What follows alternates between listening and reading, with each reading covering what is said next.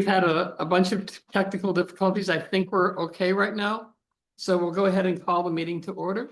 Welcome to the regular meeting of the Midcoast Community Council for July 23rd, 2025. And Connie, could you please call the roll? Certainly. Kevin, Here. Scott, here, Gus, Here. Claire, Here. Chris, Here. Kimberly.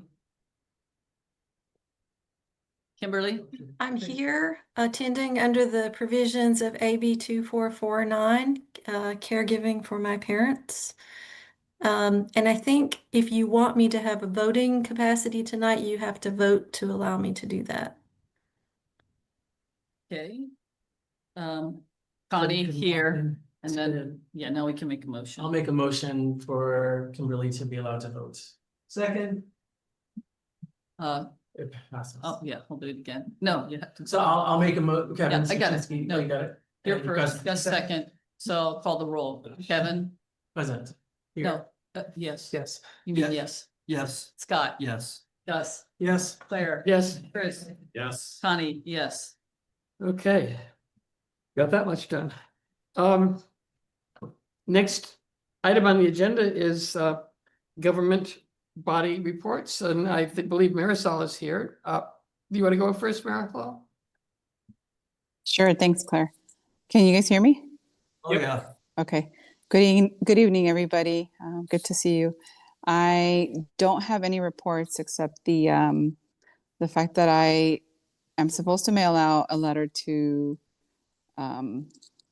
request for the reinstitution of the bus stop that had been discussed in another group setting. So it's it's basically just to kind of look into that issue again. And I think you're familiar with it, Claire. So in other words, Marisol, you are working on getting a bus stop to be located near Seton Coastside once it reopens. Is that correct? Yeah. Okay.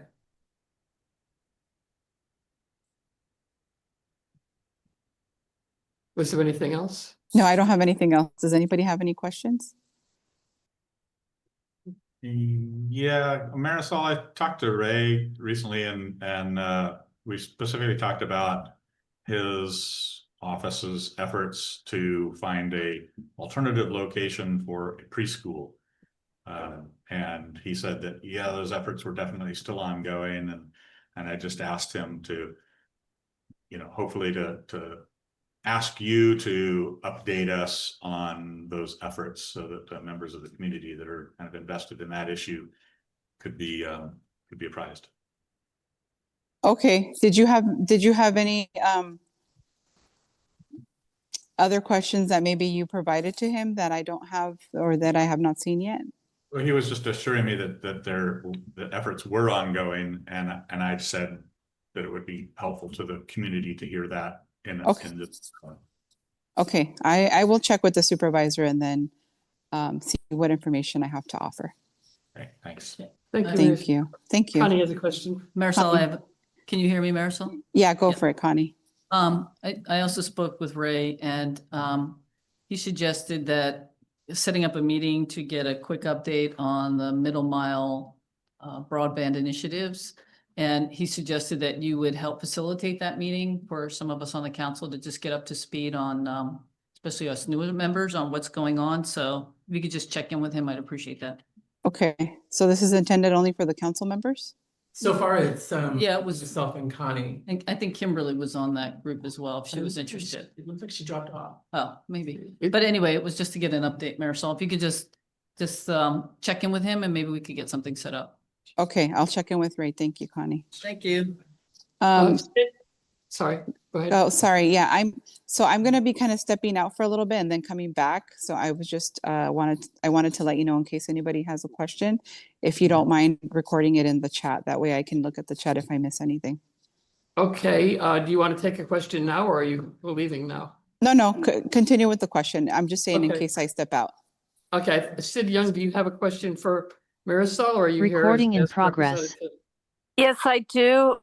Can you hear me, Marisol? Yeah, go for it, Sid. I'm here. Oh, hi. Two questions, actually. on 4th of July, we didn't seem to get any sheriff's response to any of the illegal fireworks complaints, and they were going on up and down the coast. So I know it's not great vibes right now with the Board of Supervisors and the sheriffs, but is there any way you could look into, if they told officers to stand down, or why they didn't do any response out here on the coast side? It was like a war zone, and it's still continuing. I heard noises this weekend, so I'm just wondering if you have any info on that, and you could get back to us, because I don't think, I know they don't control the sheriff's department, but one would have thought they would have gone into that a little. And then the second question, you might know the answer, was Ray had written the MWSD about a bunch of things he wanted them to get back to them on by July 15th. And I just wonder if he received any letter. Our general manager said he was going to email us the letter before he went on vacation, our response letter, but he didn't.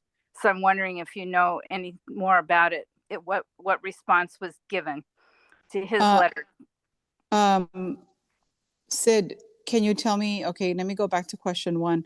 For question one, can you specify a little bit more what you mean? Was it that you guys called 911 and then there was no response to the 911 call Apparently for there sheriff's were assistance? lots of illegal fireworks going off all up and down the coast. And my friend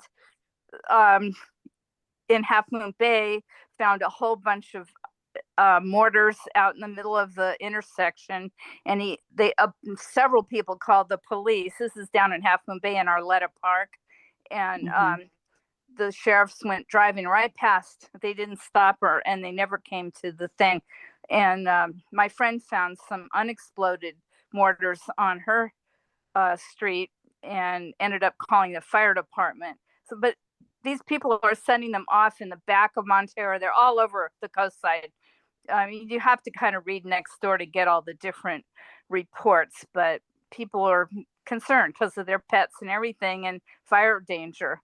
So, plus it went on starting in the week of before July 4th in June, and it is still going on this past weekend. Oh, There's I see. no enforcement is what I'm saying. Okay. And then I did check the sheriff's arrest logs on the sheriff's website, and all the way from June until now, and they're a few days behind on their typing up the reports and posting them, but there haven't been any arrests whatsoever. It's $1,000 fine. okay. So what was the second question, or was that the only question? No, and then on your second question, can you tell me approximately when this could have been received? Because I'm not the only one who gets mail. You would just have to check with the supervisor since he's not on here, but you can maybe get back to me by text later, because I asked about it at our last board meeting, and the general manager said he would send the email to all the board members of the response letter which was due back to Supervisor Mueller by July 15th. And he must have left town without sending it, because I checked my email today and it wasn't there.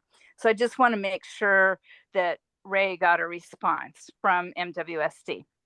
Okay. Thanks. Okay, thank you, Sid. Sure. Thank you, Marisol.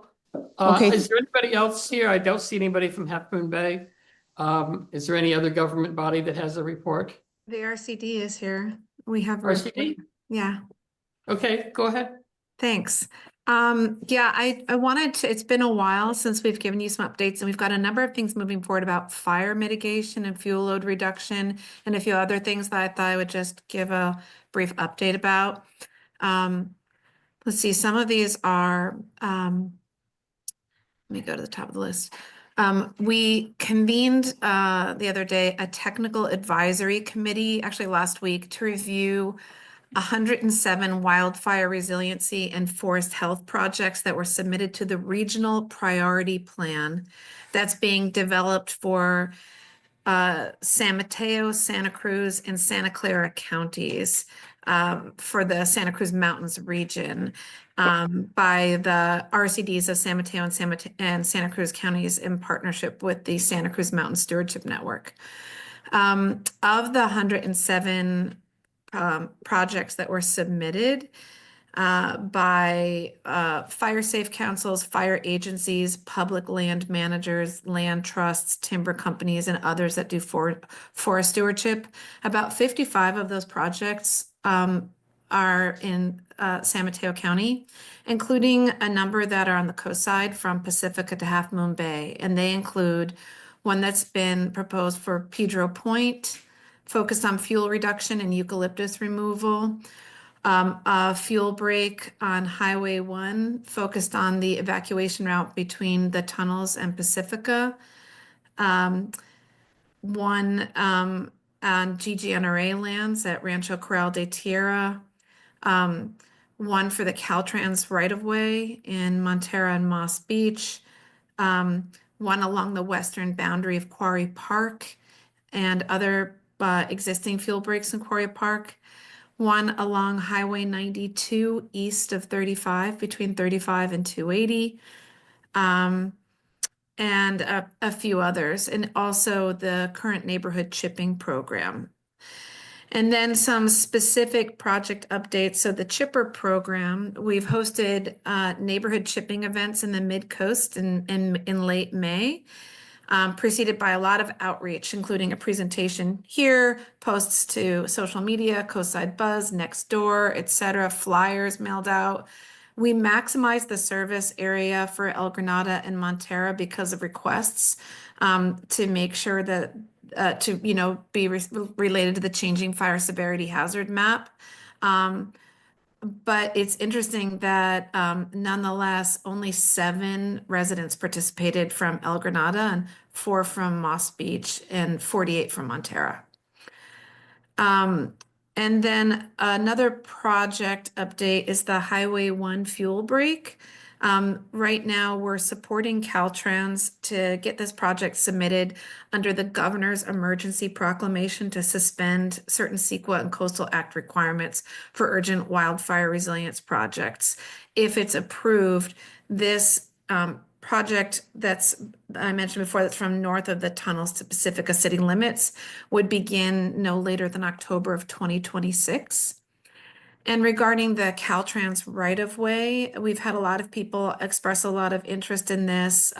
We're not currently involved in this project, but Caltrans staff did reach out to us for advice on how to permit this type of project in the coastal zone. And we provided them with some assistance on how to do that and how to do environmental compliance and what some of the opportunities are with streamlined documents. We are continuing to develop project plans and designs for hazard tree removal and fuel reduction projects on Highway 92 between 35 and 280. And we're on track to have final plans in place to begin implementing it in late spring or early summer of 2026. This project is funded by Measure K and the Coastal Conservancy, and also funded by the Coastal Conservancy to begin this month in mid to late August and completed by October 1st is a project I'm kind of excited about on Half Moon Bay and Coastside Land Trust's Wavecrest property. It's designed and funded as a demonstration project to show how fuel reduction can be done responsibly in eucalyptus groves that have been known to harbor monarch butterflies.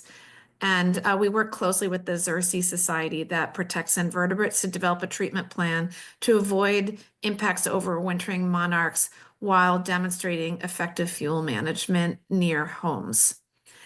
Other than that, there's 2 other projects that are not fire related. One is we've been with funding from the Coastal Conservancy, we've been partnering with Montera Water and Sanitary District to develop designs to be able to relocate water and sewer infrastructure along Velamar Street away from eroding bluffs for more security for their infrastructure, and also to make sure that raw sewage doesn't dump into the ocean or the marine reserve. Once these designs are completed, then we'll seek funding to implement the improvements. And we've also been working with folks on Second Street in Montera, funded through Measure K County Hazard Mitigation Funds to address issues with emergency access, egress, and protecting the street on Second Street. So we've been meeting with the landowners there and developing basically some surveying and modeling to understand the runoff patterns and that sort of thing that for long-term solutions. And at the same time, we're looking at shorter time frame to help the residents there provide some relief for funding while a longer-term fix is underway. So that could be cleaning the culverts, rocking the road, improving the drainage, et cetera. And that might take a year or longer. Those are some things that I just wanted to share with you all tonight because it's been a while. Thank you, Kellex. Any questions for Kellex? Can I just say, I'm super excited to hear about this, the one that's happening north of the tunnel. Thank you for pushing for that, and please do keep us informed about that because I'm excited to hear that. Yeah, you're welcome back here anytime. Thank you. I don't come here very much anymore. It's nice to see you all. That was a What? there's echo. Someone, well, that's me. I'm doing it myself. Sorry. Thank you so much for all that update. That's really great. Is there a way that we can see a list of those? Is there an easy way for people to reference that? Because it was a lot of information very quickly disseminated. Thank you, Kelly. But is there a way that we can get an update or something printed? Yeah, there's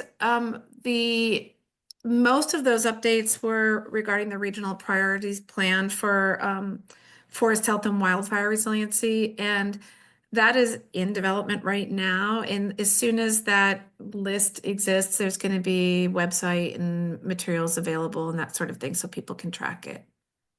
The other two projects, we don't have the Velamar and the Second Street. We don't have written materials about it right now.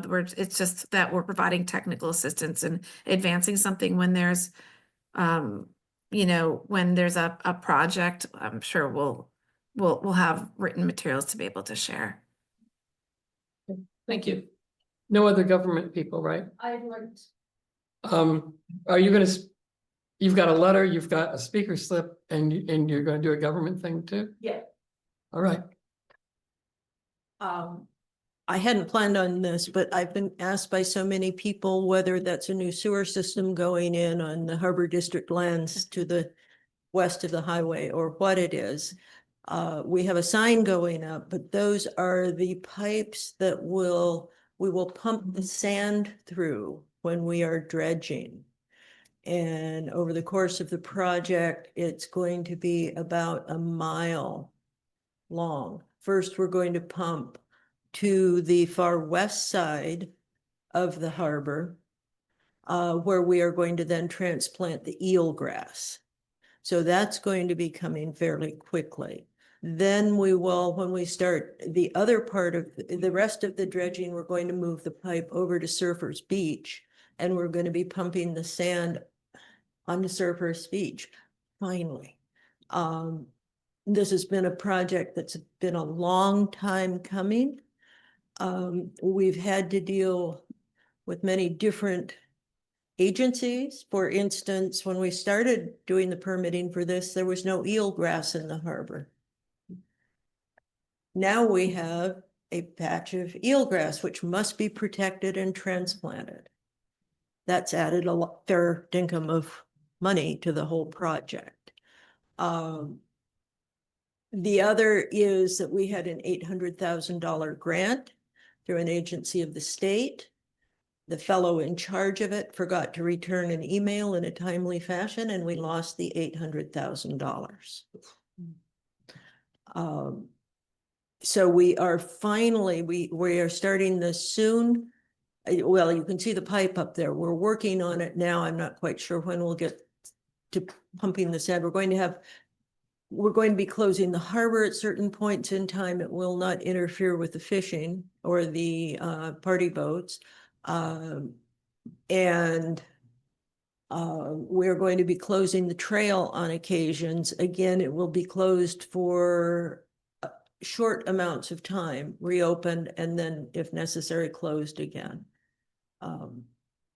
The other thing that I want to say is somebody said, oh, well, hopefully we won't have to do this again. That's not the case. Deer Creek comes into the harbor and it brings a lot of sediment into it.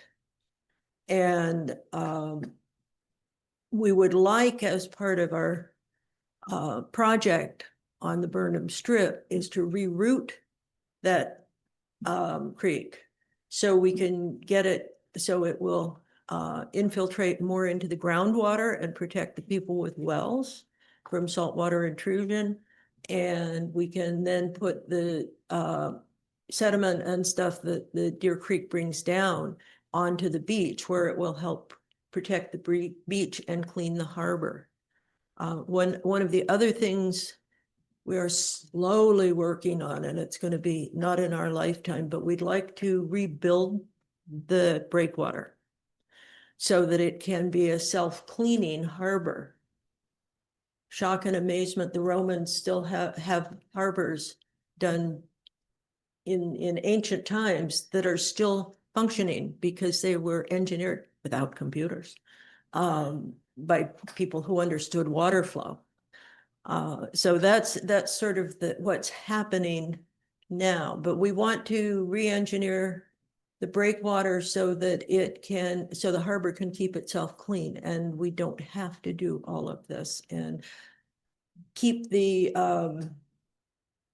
surfers happy the whole time. We're going to have a camera on the restrooms for the new restrooms that you can watch to see the construction and the process that's going on.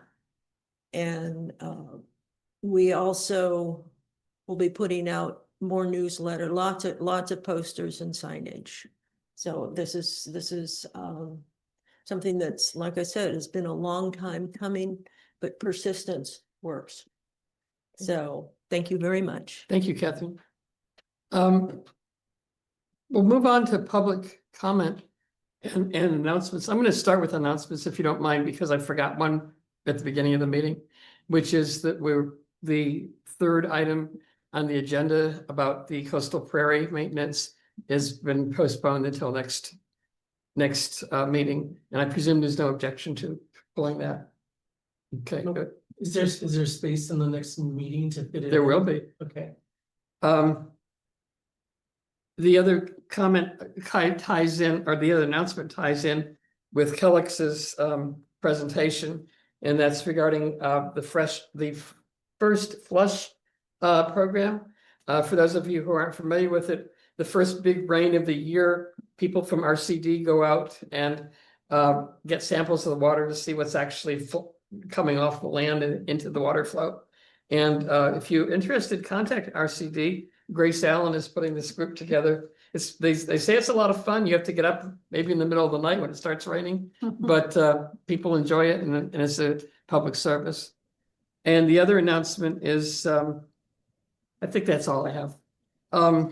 So public comments, we're open for. Actually, public can comments about- I completely forgot to do I promised Grace I would give that update. Is it okay if I do a backseat and give a little more information about the first flush? Sure, sure. I'm so glad you brought that up. I had it pinned to the top of my inbox and I forgot it. Sorry, Grace. So yes, thank you so much, Claire, for bringing that up. So we're beginning our volunteer outreach for the first flush event. So for those who aren't familiar, first flush has a connotation of a toilet, which is ironic, but it really just means the first big storm after the dry season, where all the pollutants across the landscape drain into our creeks and outflows into the ocean. And so we sample where those waterways enter the ocean to see, it gives us a snapshot of the water quality on the coast. And this is a community science endeavor. So there will be a virtual training on Wednesday, September 10th at 6:30 p.m. and then an in-person training on the morning of Saturday, September 13th. I'm going to put a link in the chat for those who are interested, and we're going to send MCC, also the flyer, and ask if you would consider posting it on your website as well. Okay, thank you. Thank you. That seems doable. So public comment. Anybody who has something to say about something that is not on the agenda, you have up to 3 minutes to do that. Is there anybody that wants to make a comment? Anybody online? Catherine had her. Oh, Catherine, you want to make a public comment? About something that's not on the agenda? Yes. I wanted to thank everybody who's sitting here representing the community. I did it for 8 years. It's not easy. Nobody tries to bribe you or take you out to a fancy lunch place. But it's it's a very worthwhile activity and an important part of the coastside community. And so I think you are doing a wonderful job. And I love the idea that we can talk and disagree and come to community decisions. And that's what a good community is. I also want to thank the new camera gal for Pacific TV, who's here and she's in training. Our camera people are some of the most important news people on the coast, because you can tune in Pacifica TV, you can watch these meetings, you can rehash these meetings, and without the volunteers, it wouldn't happen. MWSD started recording our meetings in the early 2000 on Scott's little iPhone 1, I think, on his own tripod, and we put them on our own website, Scott Boyd. And having this TV available, we also had a Midcoast TV group that was doing this for a while, and having this available to the public to see is one of the most important things for our republic that there is. And so again, I thank you very much, and I look forward to, if anybody wants to chat, I'm easy to get a hold of. Thank you. But I Thank you, will talk Catherine. forever. Sid Young, you have public comment? Yes, I do. I thought Catherine might mention it, but since she didn't, I'll bring up the fact that MWSD did release the moratorium on permits in Seal Cove.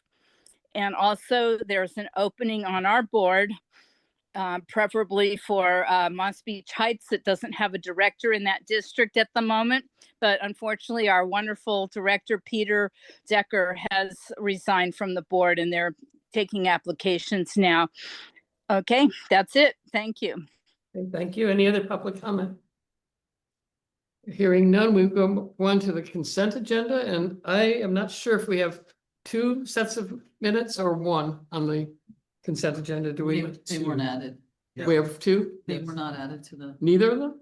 no, the 25th is in there, but, oh no, there's 20, no, they're both up there now. Okay. Sorry, you did, well, both up, sorry. So if I could apologize, I thought the link was there for the 9th, but it wasn't. And I added it late, so I'm sorry about that. Do people feel able to vote on both? If so, can I have a motion? I move we approve both sets of minutes. I'll second that. Connie, could you call the roll? Sure. Kevin, Yes. Scott, Yes. Gus, Yes. Claire, Yes. Chris, Yes. Kimberly, Yes, Connie, yes. Okay, so they're approved. We can move into the regular agenda. This first one is really complicated, so bear with me, please. The first item on the agenda, I described it at the last meeting and I was wrong. This was, I thought, a pre-app workshop on the GCSD Park at Burnham Strip. It is not. The pre-app workshop will take place sometime in the future, and it'll be run by the county.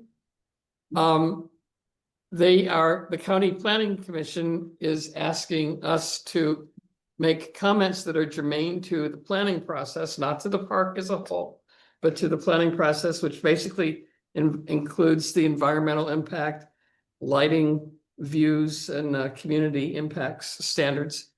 We're not going to get into how did this ever happen in the first place. We're not going there. But so this is actually on the level of what usually comes to the planning group, which is me and Chris and Kimberly. And we usually respond and everybody gets a copy of what we respond. And it's not such a big deal. It's just part of the process. We have to check in from time to time. So one of the things I'm going to ask you guys for guidance on is, after we finish talking, is do you want us to just do our usual thing of the three of us write a response?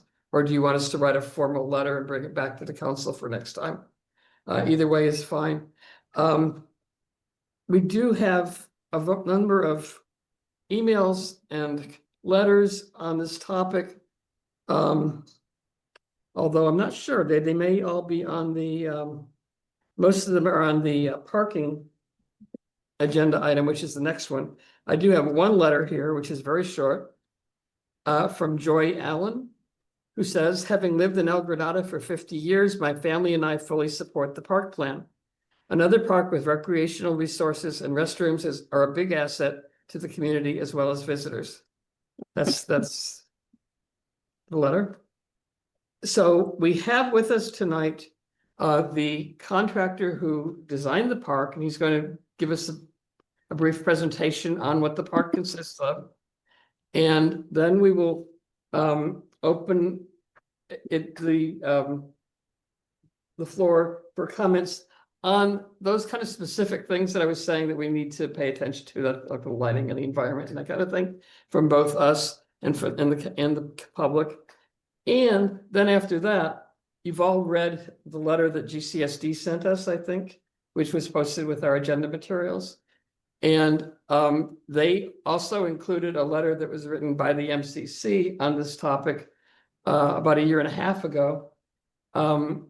And we might want to take a look at both of those letters and just see if there's anything particular we want to respond to, or anything in our previous letter that we want to reemphasize or remove, or just we're looking for direction from everybody as to what we should say when we write back to the planner. So I actually think that consolidating some of the specific points that you have mentioned and putting it into a formal letter and documenting and letting it live on our website and in the space that it belongs for that meeting would be important. There was the NAIC deck presentation in June of 24. And a response was given. However, none of that information is in the meeting minute notes for that meeting as it pertains to the NAIC deck. And so that is a little bit troublesome to me. There's valuable information in the NAIC deck itself that was never put into meeting minutes and never made available to the community at large. So I would vote to put it into a letter and to make sure that it lives on the MCC website as is accessible. Maybe we Sorry. can get a copy of the neg deck posted with the rest of the material. I'm sure we could. Okay, so if that's all relatively clear, I'd like to welcome, is it Tom Conroy, I believe? There's mine. Are you here in the flesh? Okay, I was looking on the screen. Welcome. Do you want us to make you a co-host so you can show? Okay, already, you're ahead of me. My recollection is I need to share via Zoom, right? Yes. Podium with stands. If You you wanna need to sit? sit at the table, you Just sit can. at the table. That's all right. I like the risk. All right, go for it. Living on the edge. Johnny.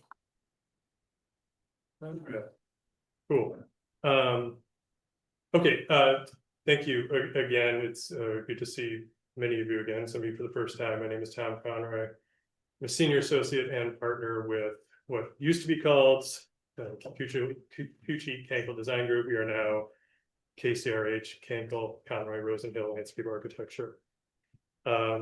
as you mentioned, Claire, it was a little over a year ago that I was here. And I had the opportunity to talk to you about the Granada Community Park and Recreation Center project. At the time, I promised it wasn't the last time you were going to see me, and I'm happy to be back.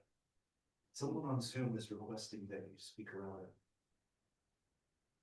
Maybe just into the microphone. I don't know. Can the podium come up? It's pointing at me. Can the I don't know what else to do. So the district asked me if I'd be able to provide us an update on the project as we are slowly progressing through the county's review. And I know you gave a bit of a background, but because this is a unique position that we find ourselves in with this project, I wanted to go over some of the procedural background to make sure we're all on the same page before we move forward. In most areas within their jurisdiction, when a project requires environmental review, the county acts as the lead agency and responsible for reviewing the project as it relates to CEQA. Specifically, the lead agency performs all of the background studies to determine what level of review is required. They prepare the appropriate documents to support that determination, and ultimately, they are responsible for leading the public process to ascertain the completeness of those documents and ultimately approve or deny the project. For a proposed project in Moss Beach or Pescadero, for example, the county would take on this role as lead agency with planning staff or consultants developing the background studies and reports, and then the planning commission approving or denying the sufficiency of that review. That process gets complicated when there are overlapping jurisdictions. There are times where different departments in the county, for instance, such as parks, will take on the lead agency role. Caltrans, as I think you may all know well, acts as lead agency on their project, regardless of the jurisdiction.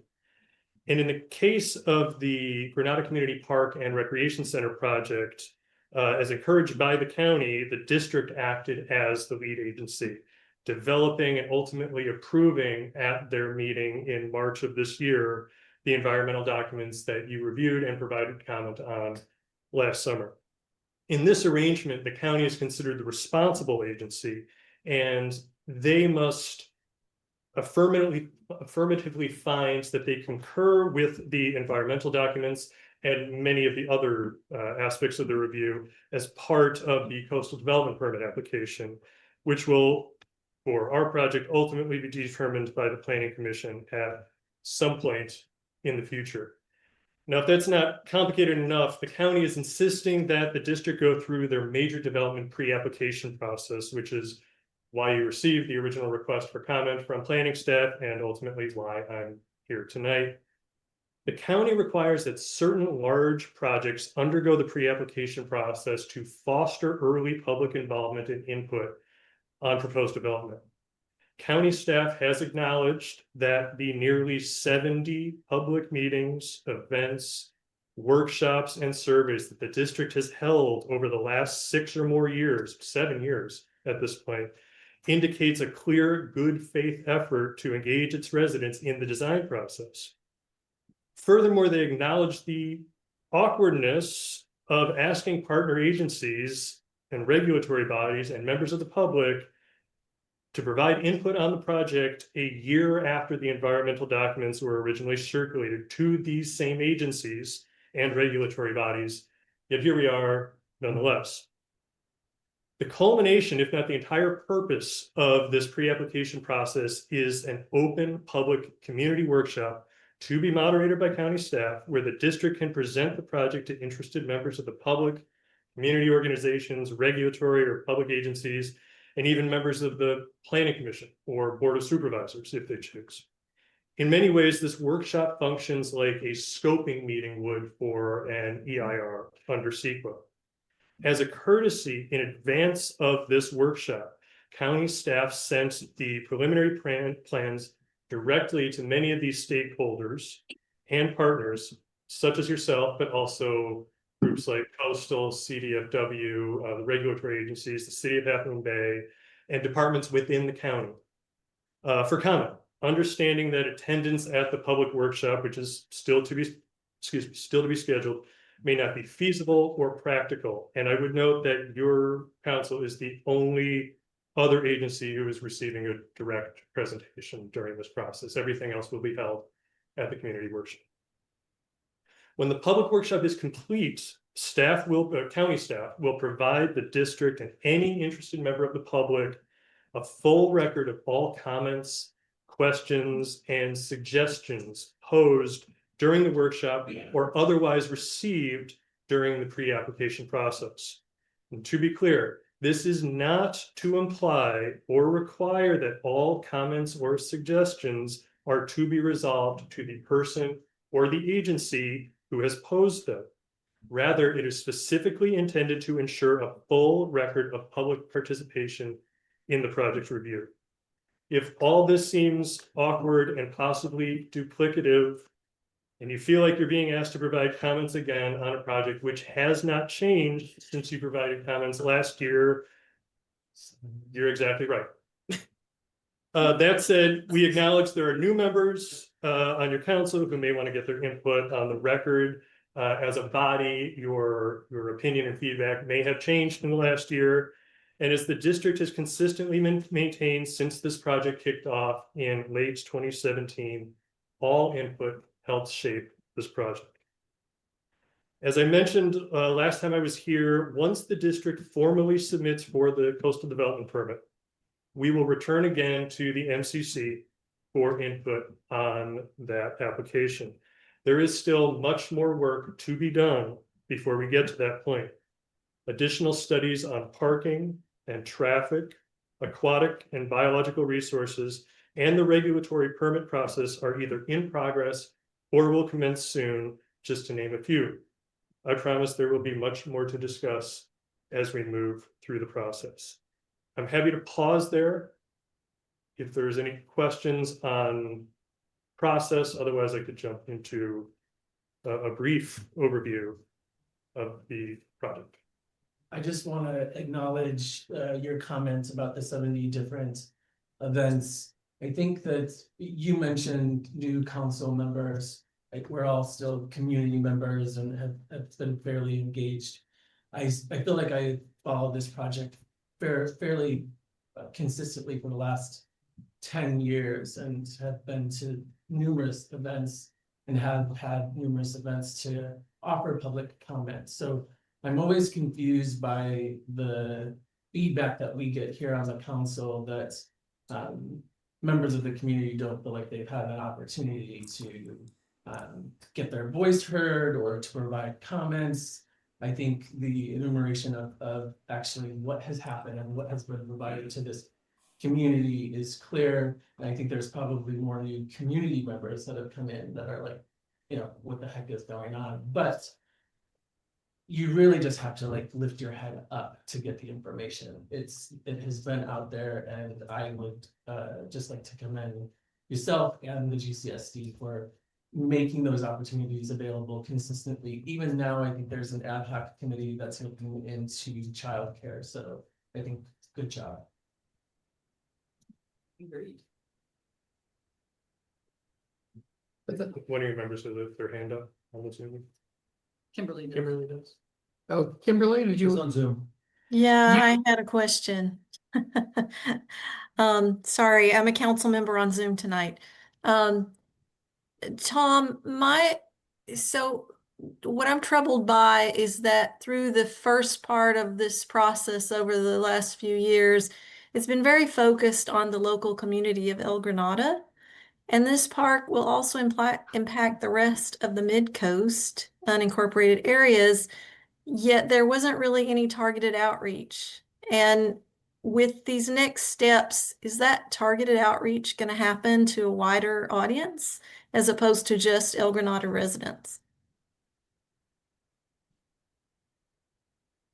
Well, it's difficult for me to say. I mean, ultimately, the Granada Community Services District is charged with providing sewers and sanitation, but also parks and recreational services for their district, for their residents.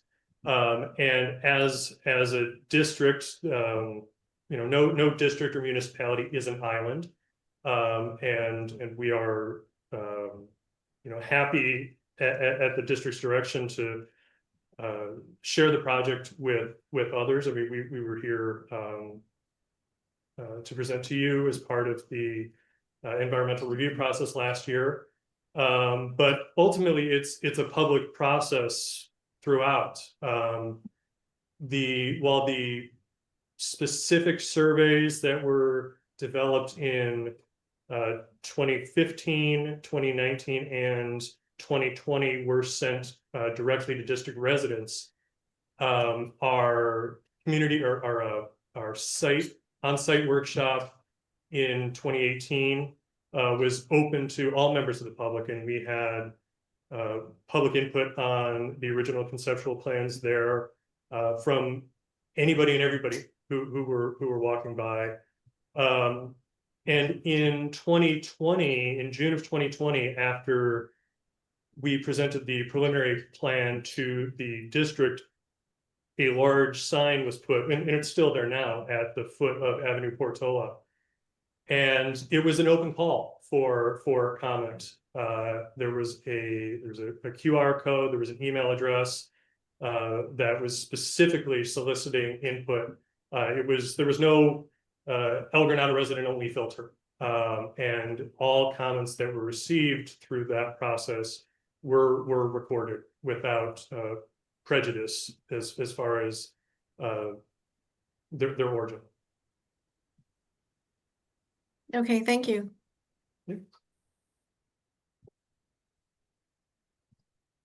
So you were gonna describe the park a little bit? Yeah, I am. I'm going to move on. Just a quick refresh. So this kind of touches on some of what I just said. Conceptual design began in early 2018 and came out of the results of the community interest and opinion survey for parks and recreation facility priorities. That was circulated in 2015, shortly after the district gained parks and recreation powers. It was a major initiative by the new board. And as I'm sure you can imagine, with a large number of responders, specific input was really diverse, but a variety of trails, benches, seating, picnic areas, improved and unimproved open space, a dog park, and public restrooms were very high on the list of items that folks were interested in back then.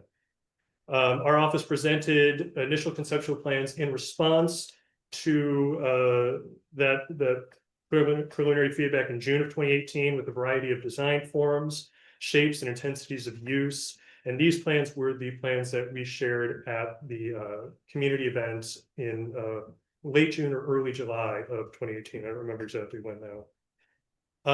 Later in 2019, the board developed a follow-up survey to determine both if the input from that 2015 survey still held, as well as to explore how the community felt about the concepts developed so far.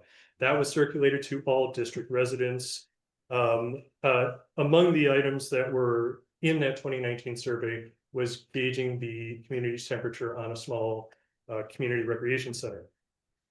Shortly after that survey was circulated, a community workshop was advertised and held in the fall of 2019 at El Granada, where small teams gathered together to imagine the park in kind of an open design charrette. And the main takeaways from that and from that 2019 survey were restrooms, maintaining or expanding the skate area, play structures for kids, a lawn area, trails, and picnic areas. In the spring of 2020, we presented a preliminary park plan to the county staff at the county offices, and had follow-up conversations with the Connect the Coast team.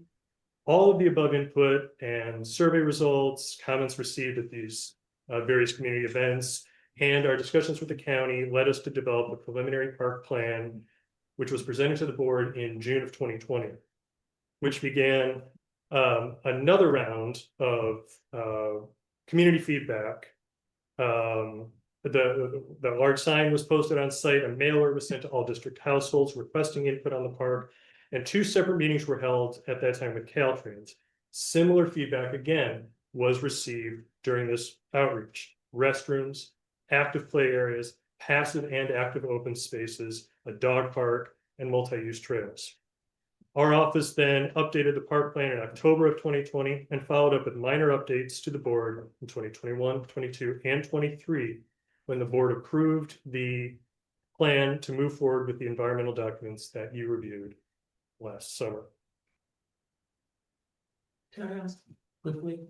The questions, the concerns that you're addressing, those were all answered. I mean, I feel like I've seen the responses to those. The maintenance of the restrooms, the maintenance of the grounds, all of those have actually been responded to and answered by the GCSD. Well, if I could jump in there, I'm much less interested as part of the planning referral group in the history of how this developed and what kind of outreach you did or didn't do than I am in what they said is the plans, and we're supposed to comment on the plans. So I don't anticipate us commenting in any great length on the process that you went through, because that's not what they're asking us. Well, I'm happy to present the park plan right now. But it's good for us to know, just to have the background. Well, and it's important, I feel as a designer, it's important to understand the history of how we got there, because these park elements, some of which in certain communities are controversial. There is a reason for these specific elements. At every iteration, we have maintained as much of the community's preferences as possible. Obviously, there are going to be incompatibilities. A community swimming pool is often voted, it receives a lot of interest, but the practicalities don't really work for the district or for the site. But by and large, these current plans reflect a concerted and consistent effort on the part of the district to reflect the robust, thorough, and comprehensive desires of its residents. The park site, as it is now, is effectively divided into three areas. There's the Burnham Creek riparian zone, which is the southern, southeasternmost chunk, the central active recreation zone, and then the northernmost passive recreation area that connects to the community recreation center on the northern edge of the site. No development is proposed within the Burnham Creek riparian zone. Early in our discussions with the county, going back to that meeting I mentioned in March of 2020, it was suggested that a potential alignment for the continuation of the multimodal trail could run along the shoulder of Obispo Road. This would potentially avoid conflicts with the dense vegetation, largely riparian, that surrounds Burnham Creek and is right immediately off the shoulder of Highway 1. The county was especially keen on this trail as it could help direct pedestrians who use the crosswalk at Obispo and Highway 1 rather than crossing Midway as they currently do. As you can see in this image, the trail as proposed is outside of the edge of existing vegetation, but importantly, it is also entirely outside the limits of the district's property. And we have maintained this trail in the current plans and the associated environmental review process, but further study and negotiation will occur as the design team develops the technical drawings for the future coastal development permit. Is that the yellow line? That is the yellow line. Okay, right thank there. you. And at the bottom right, it gets cut off, but across Coronado is where the recently completed section picks back up. And whose land is that? Whose land is it sitting on in this diagram? It's Caltrans, county land, a portion of it just administered by Caltrans. Thank you. Kevin, comment that you are sounding distant. If you could bring your mic closer. Oh, thank you. I don't need to repeat it, do I? Okay, the central part of the site contains the most active park spaces, starting on the right at the edge of the Burnham Creek riparian zone. A maintained village green has been envisioned to provide an area for passive recreation, a clear desire requested by residents from the beginning of the design process. A pervious trail loops the green. Follow my cursor, is right along here. Okay. Leading to a small entry plaza at the foot of Avenue Portola. And the existing deeply incised drainage channel is planned to be widened, regraded, and revegetated to slow, spread, and filter stormwater as it flows across the site before reconnecting with its current alignment in the Caltrans right of way. As we move to the north, a 25 stall parking lot provides ample parking for park users, as well as direct access to an expanded skate area down here, and park restrooms and an entry plaza. A footbridge crosses a similarly regraded and revegetated ephemeral drainage and leads to the most active area of the park, a group picnic area here. Age-appropriate play structures, typically this breaks down into a 2 to 5 year old tot lot and a 5 to 12-year-old big kid playground. An active play lawn that flows off of the play area, and a basketball half court.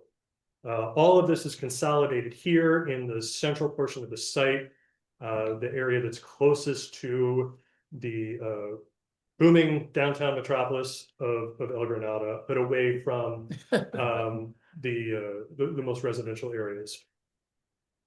Further, and as we go forward, further to the north is the dog park, which is this large area here, which provides separate spaces for small and large dogs. And the park's perimeter path, again, which is this orange yellow line, continues with benches and intermittent fitness stations. Finally, on the north, much of the northern portion of the site is relatively undeveloped, with large expanses of the existing ruderal vegetation in these areas here, entirely ungraded, with efforts proposed to eradicate the highly invasive species currently found within. Planted berms surround these areas on the landward and ocean side. These are intended to provide a sense of enclosure as well as separation from noise attenuation and separation from the busy streets on both sides. Individual picnic areas can be found tucked in to the berms for protection from wind and adjacent noise. And as elsewhere, the primary park path loops the limits of the area, with adjacent areas planted to provide aesthetic screening, stormwater treatment, and safe access across Avenue Alhambra for local residents. At the upper end of the site is the remodeled community center and the community recreation center and community room buildings, providing classroom and event space and programming for local residents, fulfilling the documented desire for residents to have a community space of their own for craft and fitness classes, small group meetings, community events. The package of information shared to you by the county does a very thorough job of outlining the specifics of that remodeled structure as far as the scale and space of the rooms, and I would refer you to those for the specific proposed layouts. So that's the overview of the park site. As I mentioned, once the district formally submits for the CDP, which we expect to be sometime in the fall, we will return again for MCC input on that application. And while we don't anticipate dramatic changes to the site, the public and the environmental review process can occasionally result in significant changes. But for now, the district and on behalf of the design team, we appreciate the MCC's previous and current and future input on the CDP application to help complete the community engagement process. As I said, there is a lot more to come, and I'll be back. But I'm happy to take questions or dig into the weeds on this if you want. I think what I'd like to do, if it's okay with you, is to start with the community and then go to the council in terms of questions and comments. And what we're particularly interested in is what information you want to give us so that when we write this letter to bring back to everybody, we're saying what you want us to say. And we want to really focus on things that are in our purview to comment on, which are things like lighting, vehicle management, environment, landscaping, and, you know, it's kind of structural things for the most part. So let me open it to the public and see if there are people who have comments or questions. And we're committed to doing that. Do you want me to leave this up on the screen for now, or? Yeah, that'd be great. Thank you. Somebody's on reverb, just so we know. Senator, we run ads. I can see right here. That's right. But we'll start with the people in the audience. You had something you want to say. You do. You're Patrick Tierney, is that correct? Goes over here to watch the latest interviews, show highlights, and digital. Sid? Yes, Patrick Tierney, you wanted to talk about this? Thank you. You have 3 minutes, please. My name is Patrick Tierney, live on 241 Marauder Road. Thank you for the opportunity to talk about the proposed Granada Community Park and Recreation Center. First of all, I strongly support the current proposed development plans by the CDS Granada Community Service District. I base this support on my experience as a member of the GCSD Parks Advisory Committee since its inception, as a professor of recreation parks and tourism at San Francisco State, and I was involved in the organization and conducting of the 2 residential surveys in 2015 and 2019 on interest and support for the new community park and community center on Burnham Strip. And my experience as a 33-year resident of the coast side and raising a family here. Survey after survey of Granada Community Service District residents has conclusively shown very strong support for the community park on Burnham Strip, as well as a small community center. These objective, valid surveys indicate that 3/4 of the residents support building a new park and also support a small community center. For example, the 2019 survey of residents that I conducted showed 77% of the residents agreed, quote, a community park along Burnham Strip was important or very important to them. It also asked, quote, how important it is the small community recreation center near Central El Granada would be. 67% of them agreed with that. 2024 GCSD surveys have found similar levels of strong support. By all objective measures, only a small percentage of the residents oppose either of these facilities. At GCSD's thorough planning and public outreach efforts over the last 7 years have sought and honestly tried to address any valid concerns by residents. The recreation park and center, the park and recreation center plans will transform a vacant space into a dynamic, health promoting, inclusive, and environmentally conscious public park and a small recreation center at the site of a building that was willingly sold by its previous owner. These facilities will provide many benefits: health and wellness, community gathering spaces, year-round recreation, environmental stewardship, mobility connections, and long-term economic value for the community. Granada Community Services District has the funding for a phased construction.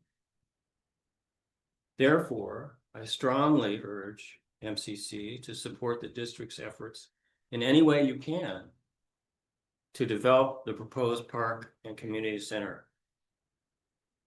I have emailed today the MCC a 3-page letter describing in detail my comments about the park and community center.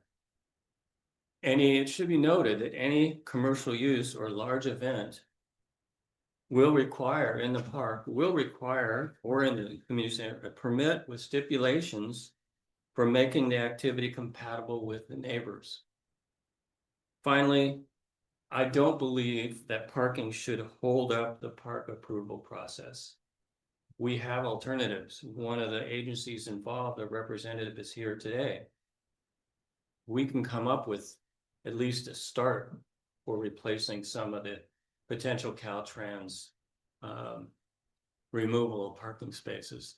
And we can accommodate the community center parking on the parking lot, as well as maybe other alternatives around it. So let's not get hung up on parking and delaying the project another 7 years. Thank you. Thank you, Patrick. Patrick, could you please spell your last name for me? I've got his card here. Okay, can we just ask that people announce their name and also spell it? Because it's very hard for me to always pick it up off of a Zoom or recording. Thank you. And Second, yeah, I was gonna say, Tom, we'll go ahead and take the image down so that other people can see the speakers, and then if we need it back, I'll call. Thanks. Greg? Oh, we All right, Sorry, we have one other person in the room, which I didn't see. Please, hiding over here. please come to the podium. Can you use the podium?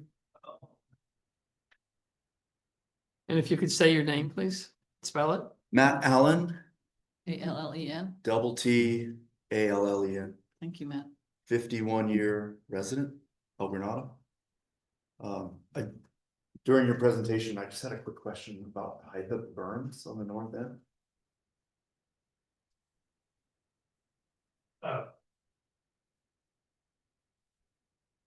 The final engineering hasn't been determined right We're not now. there yet. Yeah, we're not there. Right now, we're anticipating nothing more than 5 feet, but the way the property slopes, it kind of depends on where you're measuring from. Nothing more than 3 feet above like the road surface. But because it slopes down towards the park, it may be higher on the bottom side. Thank you. And I didn't prepare a slip for public comment, but since I'm here, I urge you to support the forward progress of the park project here as a resident in support of park plan. Okay, thank you. Thank you, Matt. Thank you. Greg Dieguez, nobody else in the room, right? Okay, Greg Dieguez, 3 minutes. Yeah, I want to thank Dan Tierney. You guys may not realize he's one of the leaders in getting the Medio Creek Bridge approved when Don Horsley was still in office and I joined the council. So he's done great work for the community. Unfortunately, I have to disagree with him on at least one, if not 2 matters, and then bring up a third issue. I do think it's important to get the parking sorted out as part of an integrated solution rather than proceeding piecemeal. And I also want to point out that at one point, the Harbor District had I won't call it a plan, that would be making it too formal, but a diagram showing rerouting Deer Creek to the south of where it currently enters the harbor for a variety of useful purposes. And I don't know how that diagram meshes with the GCSD current plans, and I don't know the priority that should be given, but I have been aware of the stormwater problems on Deer Creek, which have been significant. The last topic I want to bring up may not be within the county design review thing, but it's important for you all to appreciate this is happening. A few years ago, I analyzed the financial condition of all the local agencies, especially including their allocation of the replacement cost of the assets of the SAM sewer system. And I found significant deficits in the capital reserves of GCSD, MWSD, and others.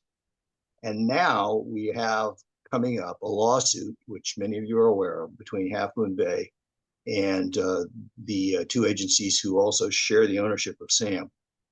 I submit that we need to make sure before we commit financially to this project that we don't lose that lawsuit, because if we do, it's going to destabilize GCSD much more than I already see it at financial risk for the fiscal sustainability of the project that would be created by this. So I realize that may not be a part of the planning process, but it's going to be a very real problem if we don't look into the fiscal sustainability going forward. Thanks. Thank you. Tom, could you comment at all on the Deer Creek issue? Dean Creek, whichever it is. Deer.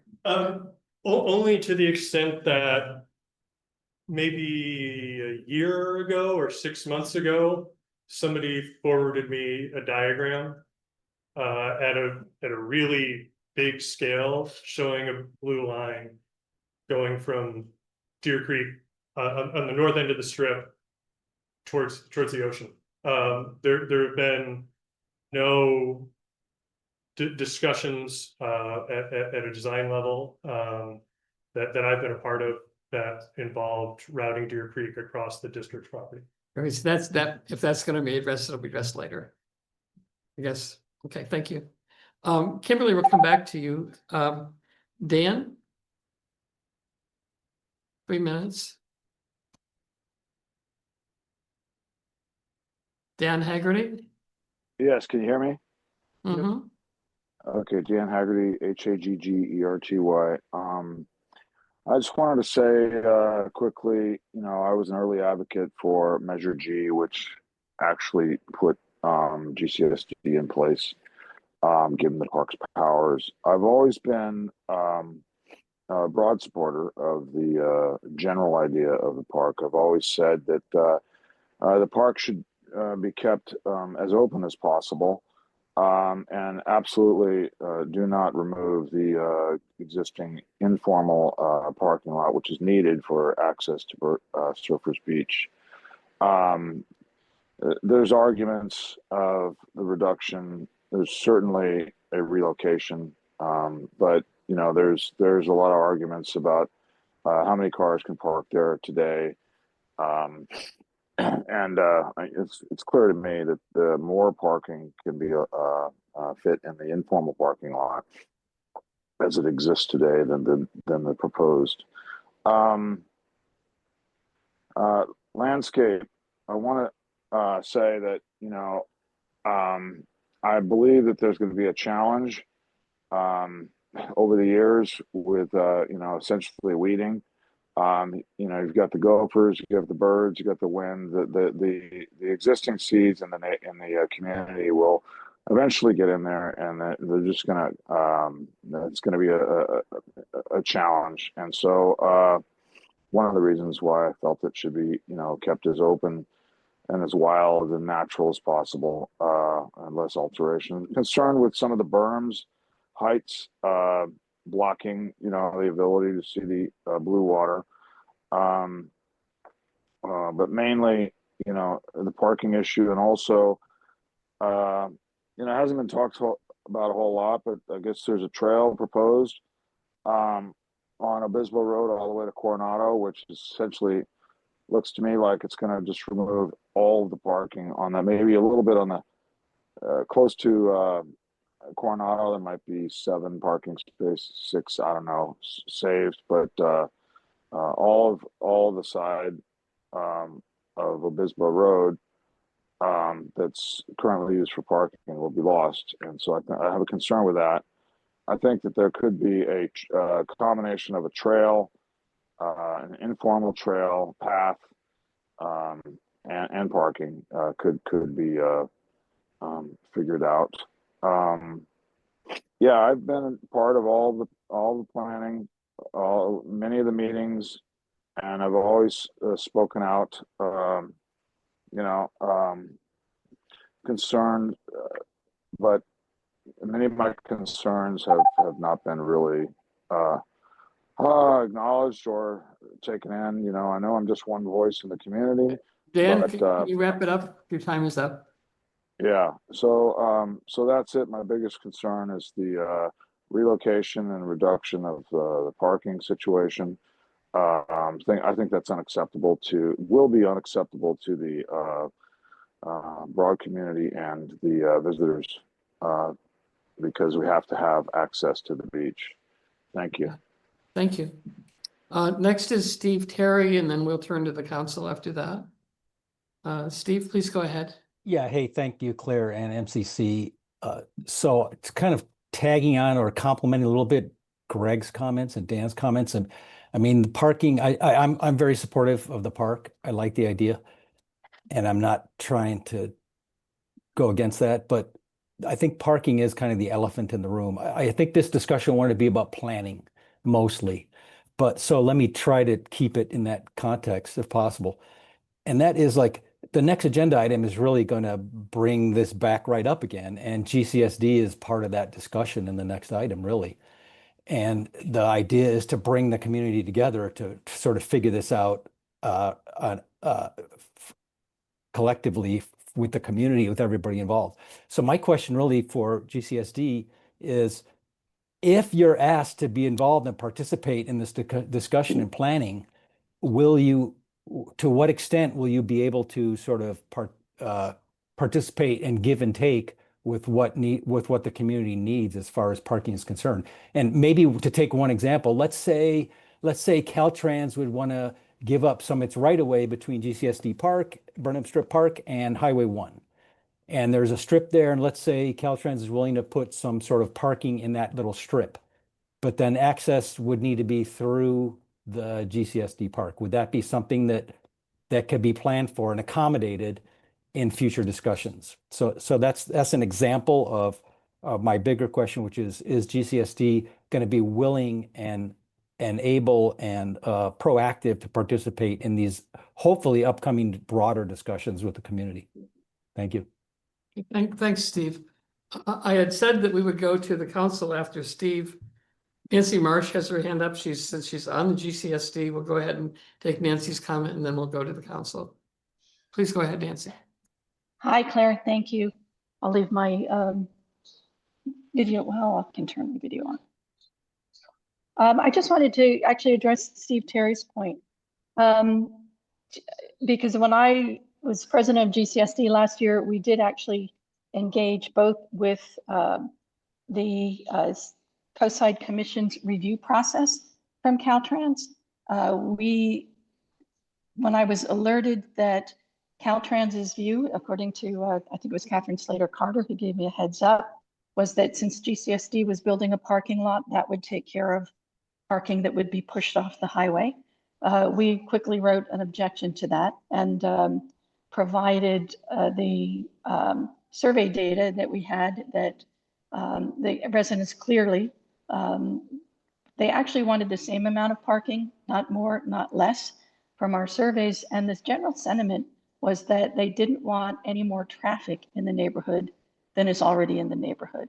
And so we objected to that, and that objection, I think, was shared by Len Erickson with MCC, as well as being included in the appeal to the Coastal Commission. And since that appeal, Caltrans has actually been handed the issue by Coastal Commission to find a solution for 75 parking places within a quarter-mile walk of Surfers Beach. They did reach out to GCSD to have a conversation about the dirt lot. I would say at this point it's just a background conversation. They at the point that they were responding to the appeal, they didn't even know who owned the dirt lot. So there are conversations that are happening with Caltrans. I really would like to wait and see, since Caltrans is with their proposal to put in the bike lanes, creating the issue of pushing parking off the highway. I'm very interested in seeing what their response to the Coastal Commission is going to be. There are a variety of ways that GCSD can be flexible and certainly open to having conversations. We have talked about, we are going to phase the park. We don't have to touch the dirt lot as the first phase. And so the Caltrans is supposed to have their response to the Coastal Commission back by November. So this is really not a settled matter. A lot is still up in the air. And I just wanted to assure Steve that GCSD will have conversations about it. We are armed, as Pat and Tom said, with a lot of input from the community, and the community's really key concerns. I actually shared this with Jim Pruitt from the Harbor District as well, was not to drive new traffic into the neighborhood and to maintain about the parking volume that we have. Thank you. Thank you, Nancy. Okay, we'll close public comment on this and go to the council for comments on things that they would like us to include in our comments to the Planning Commission. Then we'll start with Kimberly because she's had her hand up for a while. Thanks, Claire. So I have a couple of questions and some observations. The first observation is, through this whole process and through our previous meetings, I've heard no one opposed to this park, and which I think is great. No one is opposed to the park. And I think what would be helpful to know is what elements, you touched on some, but what elements were actually changed in response to public feedback along the way? Because it's not clear to me that anything substantial has changed in regard to public feedback over the course of this process that's occurred so far. So that would be helpful to know. I have to agree with everyone who has spoken about the parking, that is a really important issue that has to be looked at with a broader lens.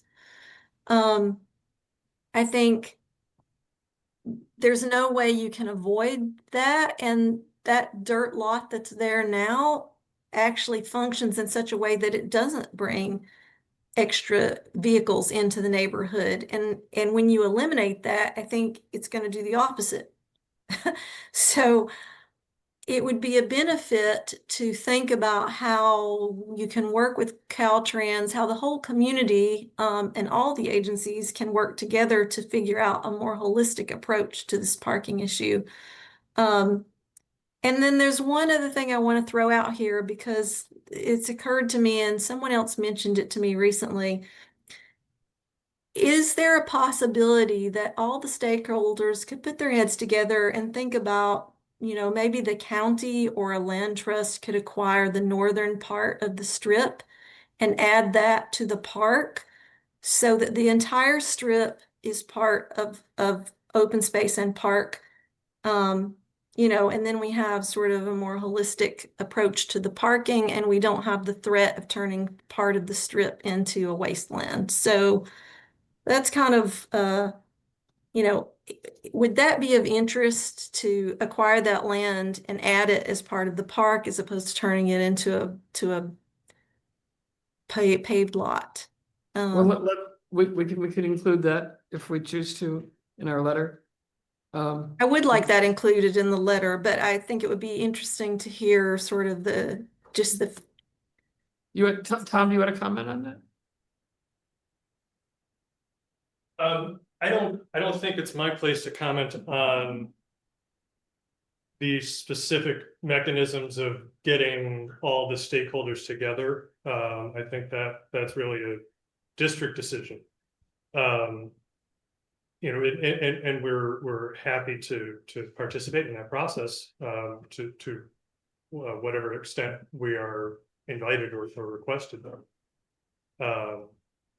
Your first comment on what has changed as a result of public comment. It's interesting as I was preparing for this meeting to go back and kind of look at the different iterations going back 7 years. There are some really significant consistencies, and those are the consistencies that I talked about: restrooms, trails, play structures, passive and active open spaces, and lawns.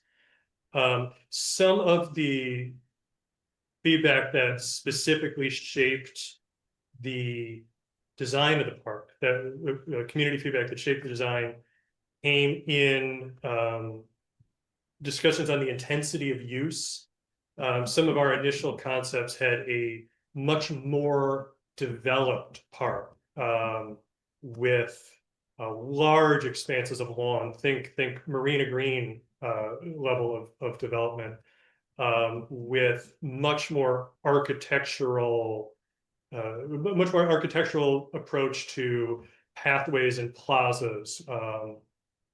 We had in some of the initial concepts, we had performing arts stages and exterior features like that, and it was through all the comment we got over these many years that helped us hone the project to really reflect the specific needs and desires of district residents, as well as how to site these elements appropriately, so that, for instance, we're not putting a stage on the north end of the site closest to the residents, or things like that. In fact, we had at one point, rather than one central restroom, we had a couple of restroom buildings that were spread throughout the site because, as we all know, it's a long skinny parcel. And there were significant objections to that northernmost restroom. One more thing that I think the public really helped us hone was how to direct the circulation through the site. We had several different iterations of paths for both high intensity and lower intensity use paths. And through public comment, public input, we were, I think, able to hone an appropriate level and range of pathways and circulation throughout the property. Thank you. So we'll go around the table. Everybody at the council can say what they want to say, up to 3 minutes, if you would, please. So let's start with Connie. Great, thanks, Claire. Tom, actually, I have a question for you. So, based on your diagram, first let me say that I walk down by that parking lot every single day to go to the post office. And that parking lot is nearly, that dirt parking lot is rarely ever filled with cars, extremely rare. Big events like high waves or whales out there, it's the only time that parking lot is, or Mavericks or something, right? So based on your diagram, how far is the 25 slots from the existing dirt today? What would you say the distance is? Because it looks like it's just on the north side of the road versus the south. Physical distance? Yeah. It looks pretty short. Yeah, and maybe a couple 100 feet at most. At most, from the existing dirt. So you will have available parking really close to where the existing dirt is today. Yes. Can you? Well, and I would add that there is additional angled parking right along the street at the head of what we're calling the Village Green. And can you explain for us why the 25 slots are not where the existing dirt is, so that the community understands why it is being moved? Yeah, that's a great point. As you know, in the coastal zone, when you do development, and the term development is covers a lot of things, like grading a dirt lot, for instance. In nearly all cases, it requires a coastal development permit.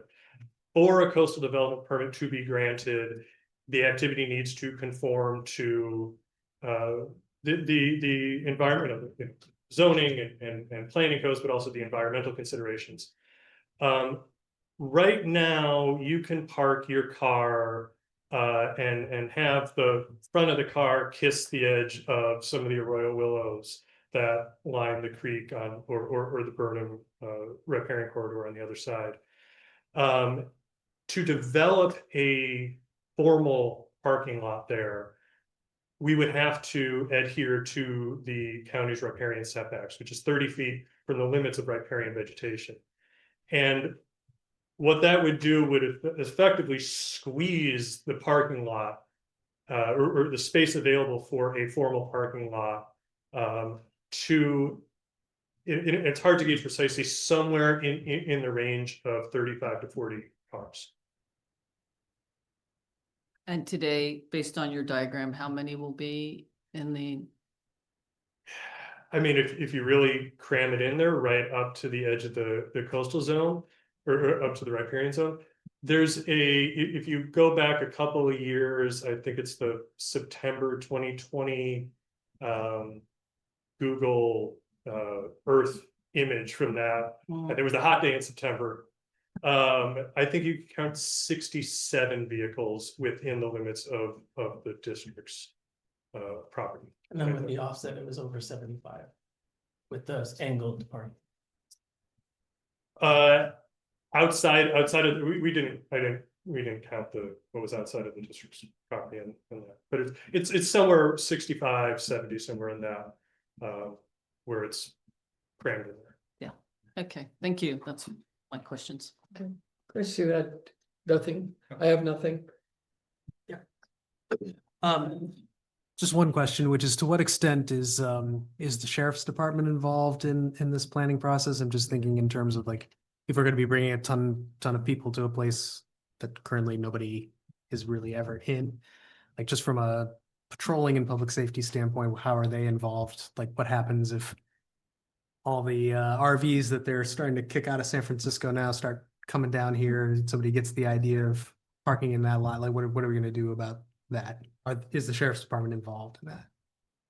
Well, the sheriff's department hasn't been involved in the planning process. I believe the sheriff's department is somewhat regularly involved with the RVs that park in the dirt lot right now. Okay. Okay. Thank you. Gus, I mean, yeah. Thanks. So, that's okay. So, I don't mind. I know we look a lot alike, but. So I tried to prepare my thoughts on park as presented, but Patrick said it better than I could say it. And it was his right there. He articulated exactly what I would like to say. Tons of public comment, tons of planning through the public. I think it's just time to move forward. And that's my comment. Now, as a cyclist, and we're talking about the bike lane on one, I don't know if we have any control over what Caltrans does on one. From my cyclist perspective, I think having a bike lane to nowhere, because there's nothing south or north of that, and the real danger is north. If I'm riding a bike through the Midcoast, I'm gonna get on that multimodal trail if I'm heading north, and then I'm going to get on the new proposed trail that goes through the park, and I will exit onto one eventually at some point. So I wish Caltrans would not remove the parking because it's immaterial to biking, right? Because I'm not gonna ride on that anyway. And the solution, the problem is solved by the multimodal trail heading north through the Burnham Strip. So those are my comments. Kevin. Thank you for your presentation, and I wanted to just give a shout out to Matt, new to the GCSD. I am the liaison for the MCC to the GCSD, so it's really nice to see your face here and have somebody from GCSD present, and we would encourage you to come to as many of our meetings as you can. It's nice to be able to cross share in real time and just kind of have that relationship, which I think is beneficial. I want to respond to a comment that was made about outreach, and it's not really a question to you. You did answer it, but I have been to so many events about this park, and I have met people from Montera, Moss Beach, Half Moon Bay, all over the place. The idea that the GCSD has not done targeted outreach to anybody other than the district is absurd. I'm sorry. It's just the idea that they have, you're not from the district, you're not wanted. That's not what's happened. Many community members from all over the place, Pescadero, even to Pacifica and Half Moon Bay, have been part of this process. I also want to reverberate that at this point, I think there is some community fatigue, and the excitement for the park is it's always up and down, right? But I think the time is now to move forward. I think that we understand from GCSD's transparency and consistency that the plans need to be submitted. A lot of the stuff that is continuously asked, projected, some of the information that is provided that is just not factual and true will be flushed out in the planning process.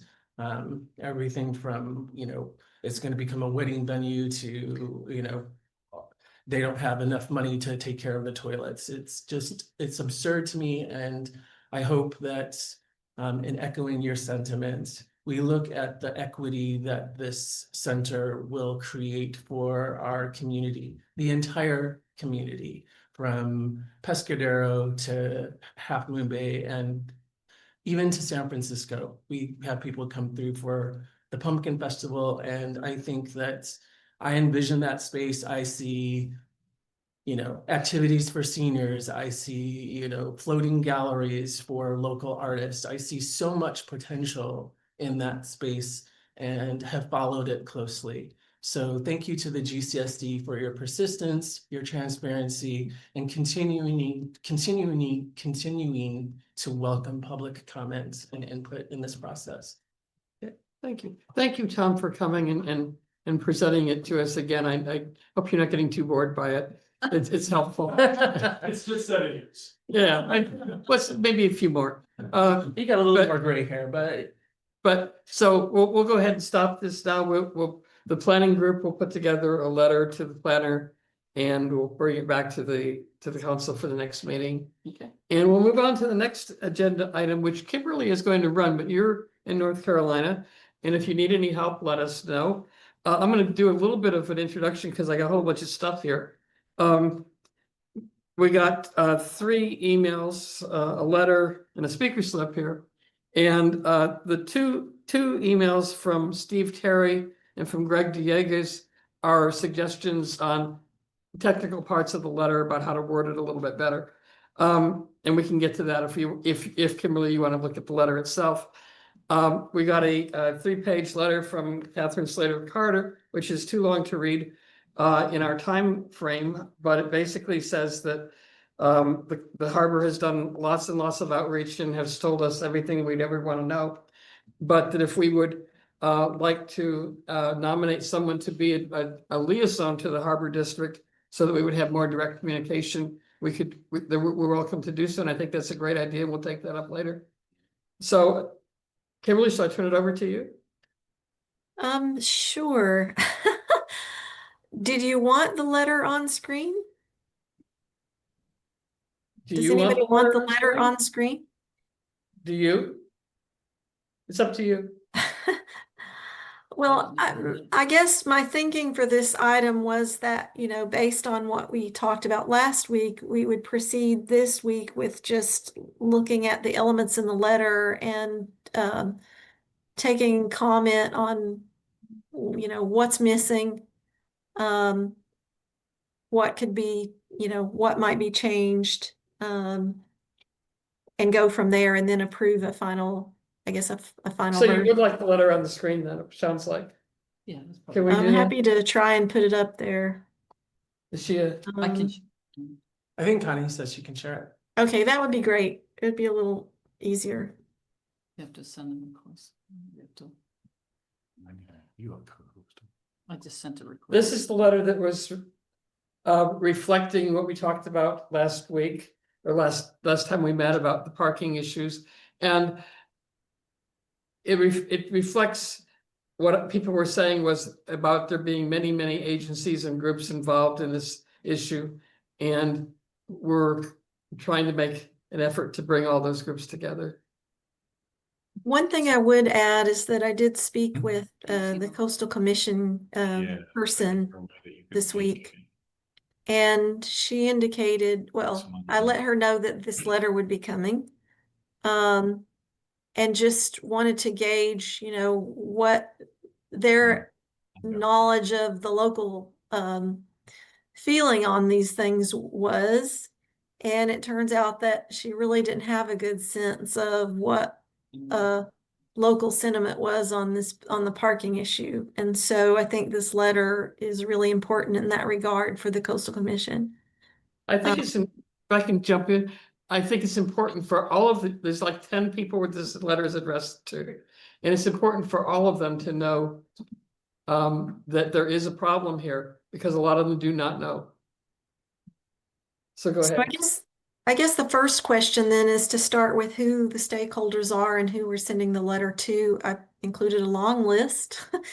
So maybe the first question is, who's missing? Is anybody missing? Is this too many people? Is it the right people? Does So it you've even got the county, you've got the Harbor District, you've got City of Half Moon Bay, you've got Caltrans, you've got more Caltrans, you've got the Coastal Commission, Yes. we're getting there. Yeah, I don't see GCSD on here. So we should add GCSD. Yeah. Yes. Okay. They're not involved with parking, I don't think.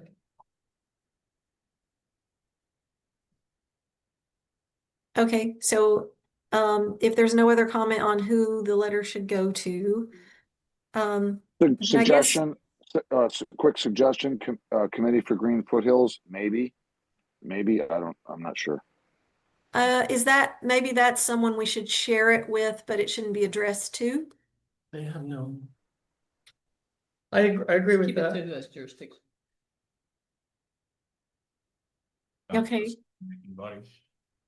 So I'm at a little bit of a disadvantage because I can't see if hands are raised in the room. So maybe this, Claire, you and I going back and forth is probably the best thing because I can't see all the, I can't. I'll let you know if I see some. Let's go paragraph. Okay. Or you can start with the council or the public. No, are you gonna, do you want to go through the letter or do you want to be people to say things? Well, when you say go through the letter, I'm assuming everybody's read it. Is that true? Has everyone on the council read the letter? Okay, then that's great. Okay, so then what I'd like to do is go around to each council member and hear your feedback.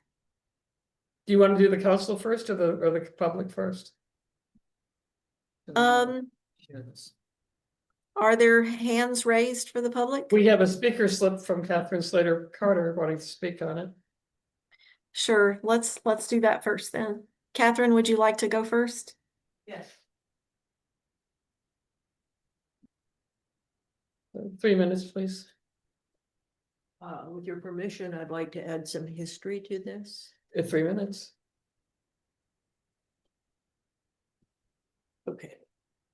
Problem we have that you're not addressing is the difference between visitor needs and local needs. And you shouldn't conflate the two. The object of the Coastal Act is to make the coast available to all citizens of California. And so this is all part of fulfilling that need. This area has been long underserved. And until COVID, not very many people were traditionally coming here, except for fishing season. One of the council members asked me about how full our parking lots get. When we had crab and salmon season, they were full to parking on the street, illegally and a hazard. In 2023, I was asked by somebody to listen to the Planning Commission hearing. The Planning Commission approved all of those bike lanes because they get federal funding to put them in. They were not to take care of the needs of the citizens, nor particularly the visitors, having seen visitor cyclists on six foot wide or less pathways. But they get money, the county gets the money to do with as it will. I spoke, as did Dan Haggerty.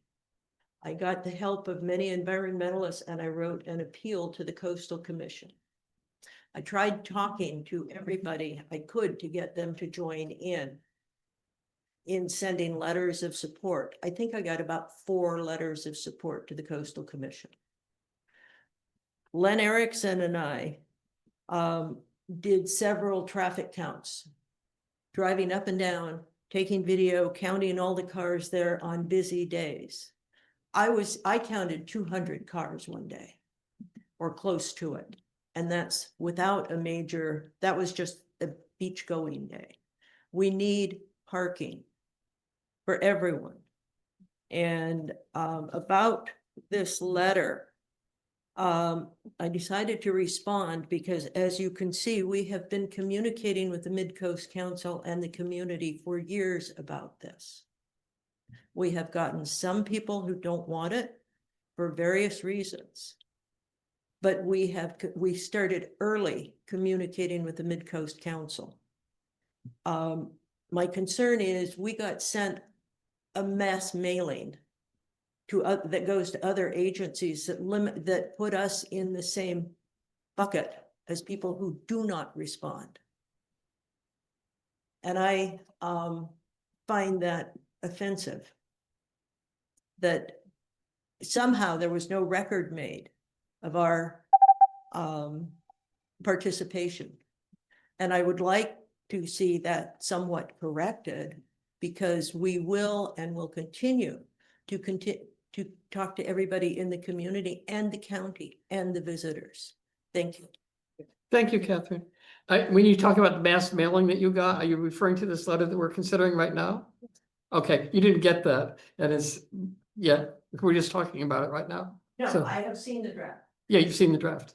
One of the things that we are really trying to emphasize here, if I can respond to you just a little bit, is not so much that people are not talking to us as they're not talking to each other. And they're not, all the different stakeholders are not getting together and coming up with a joint solution that works for all of them. It's not so much that you don't talk to us, because you do. I appreciate that. We also have Dan Haggerty and Barbara Dye, and then we'll go to the council if that's okay with Kimberly. So Dan, go ahead, please, 2 minutes.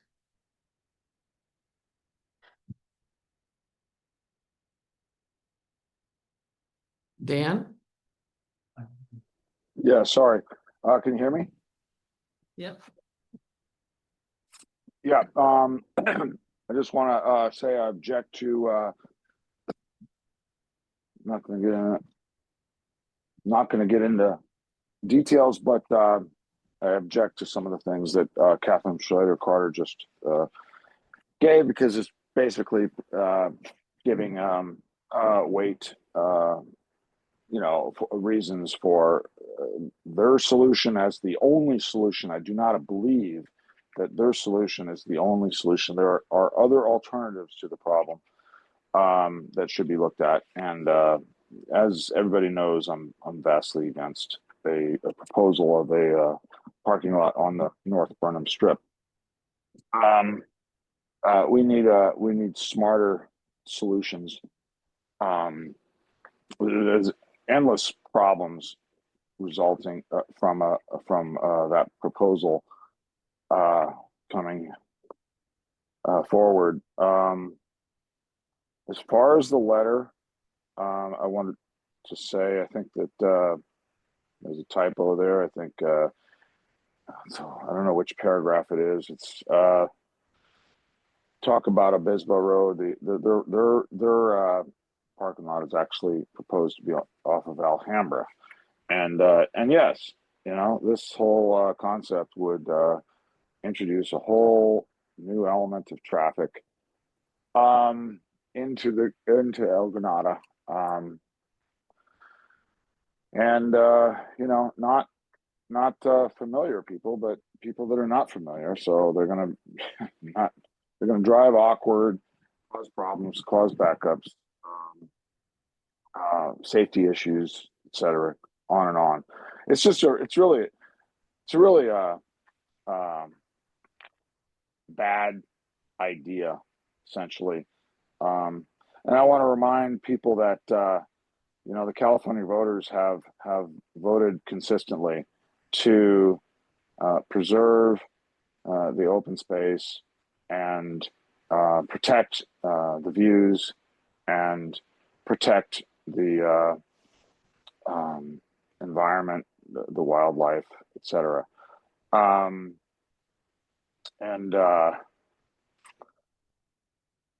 let's see.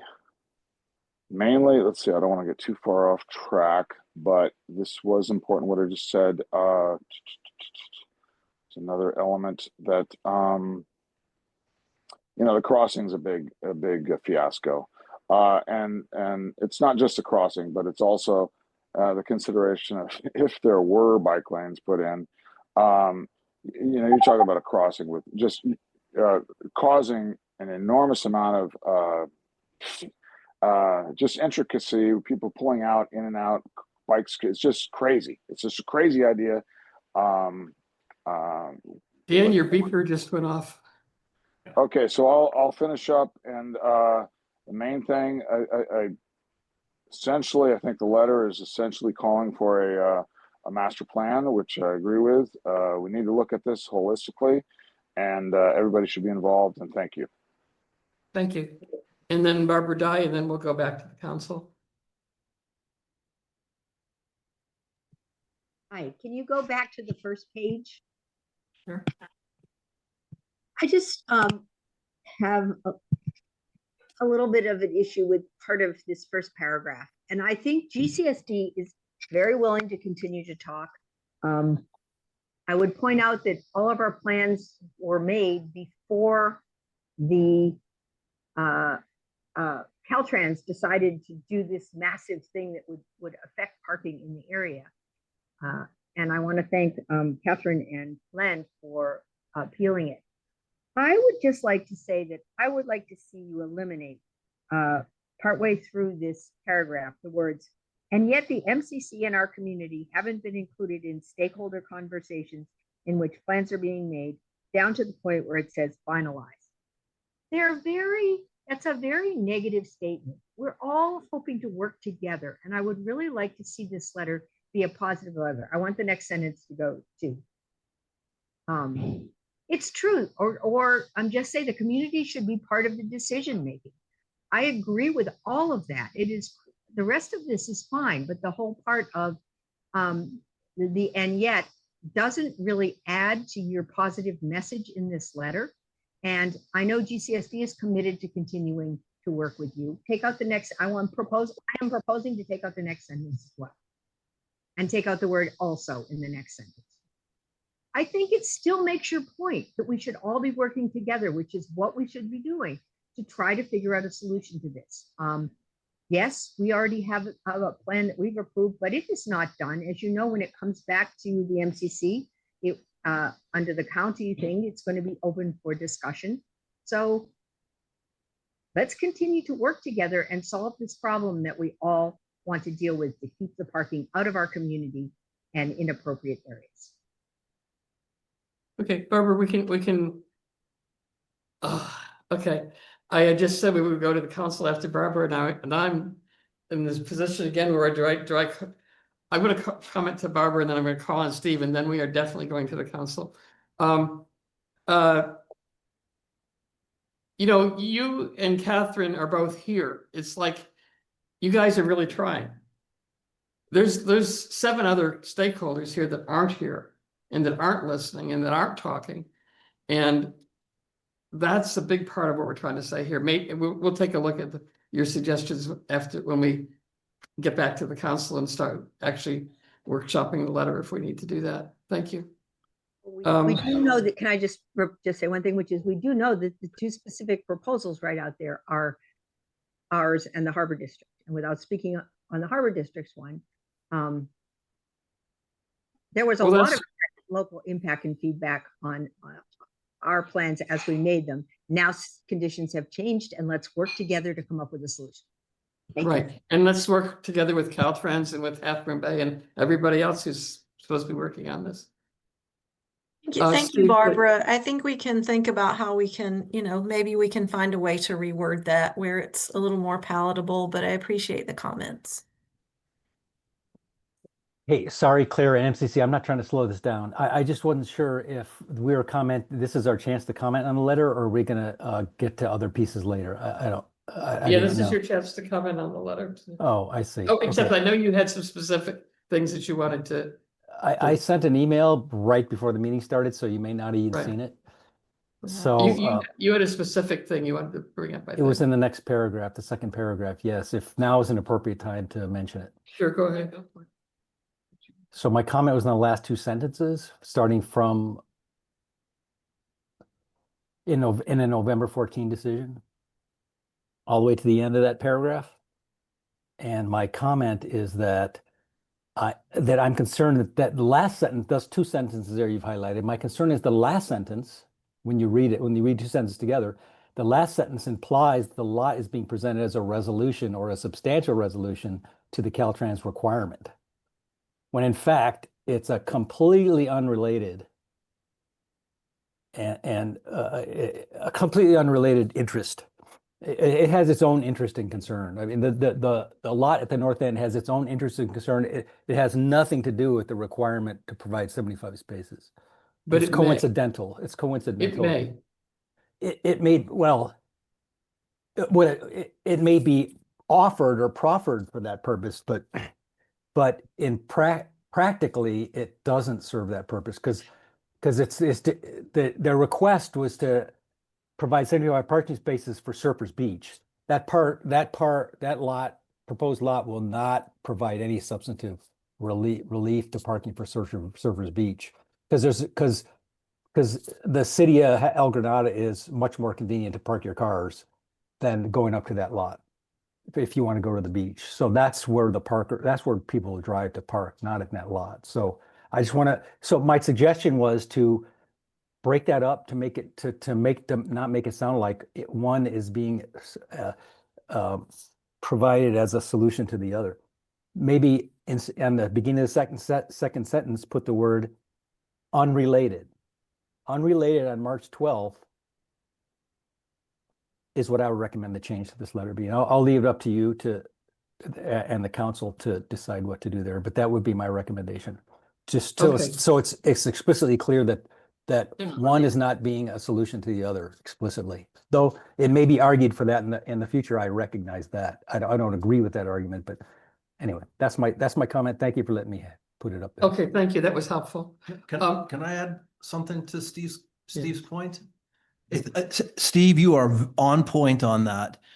They should be very separate. The parking lot proposed by the harbor in no way solves the problem of the spaces lost at Surfers Beach. It's ridiculous. The idea is ridiculous. Okay, so after we've listened to the public, we have two possible amendments to the letter. And since I'm now closing public comment, and Kimberly, I'll turn it back over to you because you can manage the council comments more easily, I think. Okay.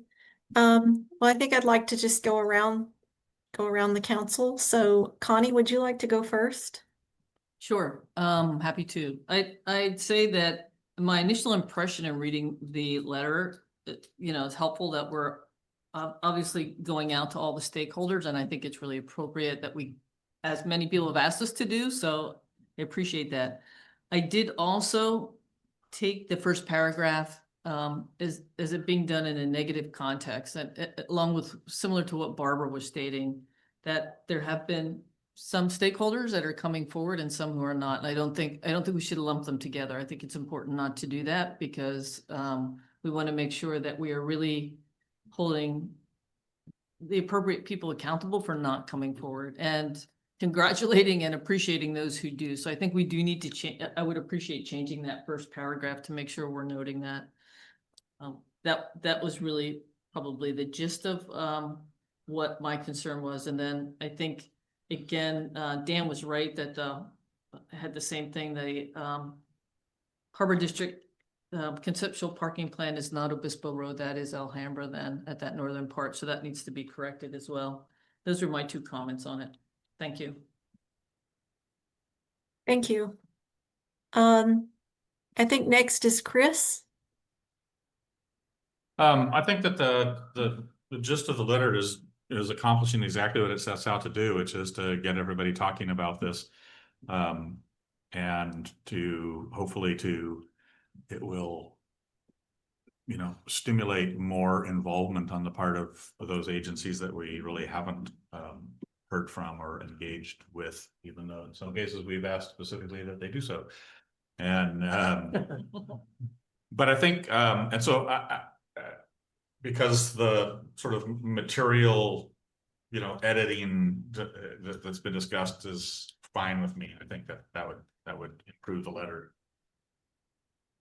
What I want the letter to do, though, and what I want the people who are recipients of the letter and people who have interest in the topic from the community, from agencies, from everywhere, is we have to, at some point, we have to stop saying we need better solutions. We need to collaborate more and then actually do it and actually have a workshop in which everybody gets to come, you know, just like planning for the park, everybody gets to come and throw up their best ideas or their worst ideas, but you know, various alternatives that can at least be you know, can be envisioned and can be discussed and argued over, and then there's at least that there's been that transparent and interactive collaborative process. So that's what I'm hoping that this letter is gonna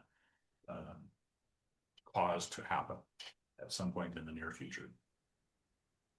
Can I just ask you, Chris, a question? Are you suggesting that we add that to the letter that we recommend a workshop be initiated? Is that what?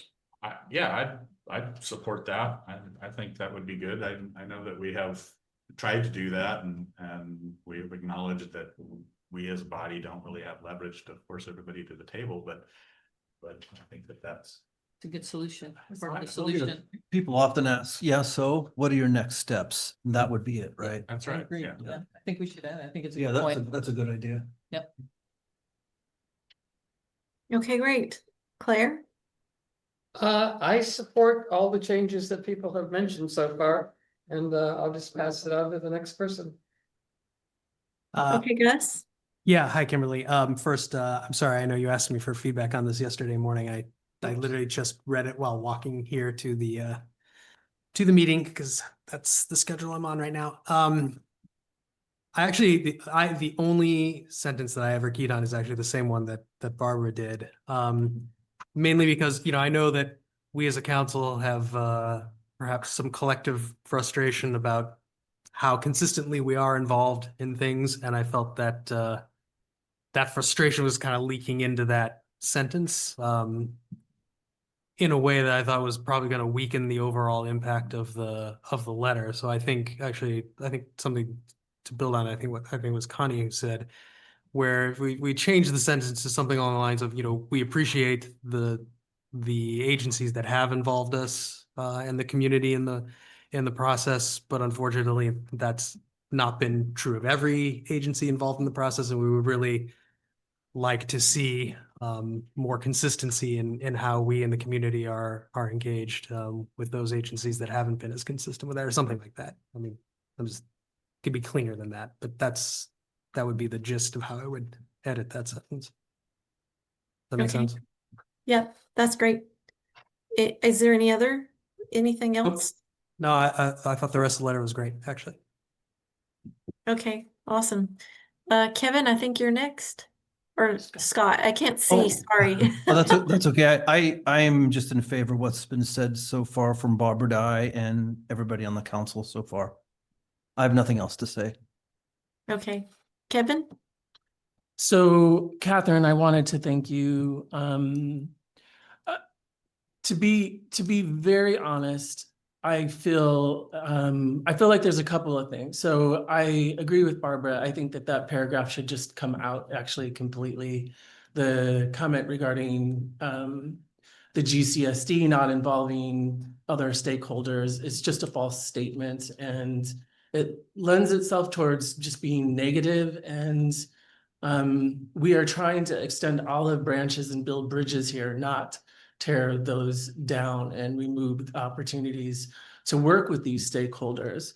As far as the Harbor District goes, I have to say that in the last, 4 or 5 years, as it pertains to different projects, there has been some ambiguity around the Harbor District and responses, at least as the community has felt. We say we a lot, and I think that lends itself towards the council. We have access to you, and I don't think that we feel remiss in getting information from you. But I feel like a lot of community members, there's a petition that's got almost 1,000 signatures that is, adamantly opposed again, regarding the northern parcel being developed into a parking lot. None of the input that I gave to this for this letter was included, which was to not tokenize our community members. And so I think that, like everybody else, the line about the Harbor District should come out as well. And I am very grateful for your presence here tonight and reaffirming that you are open to this collaborative process. I think that there are so many ways that the community can stay engaged and become stakeholders in this process themselves with alternative solutions and ideas. And if you are willing to hear them and not say no, like we're firm, this is where it's going, these are the lots, this is where it's happening.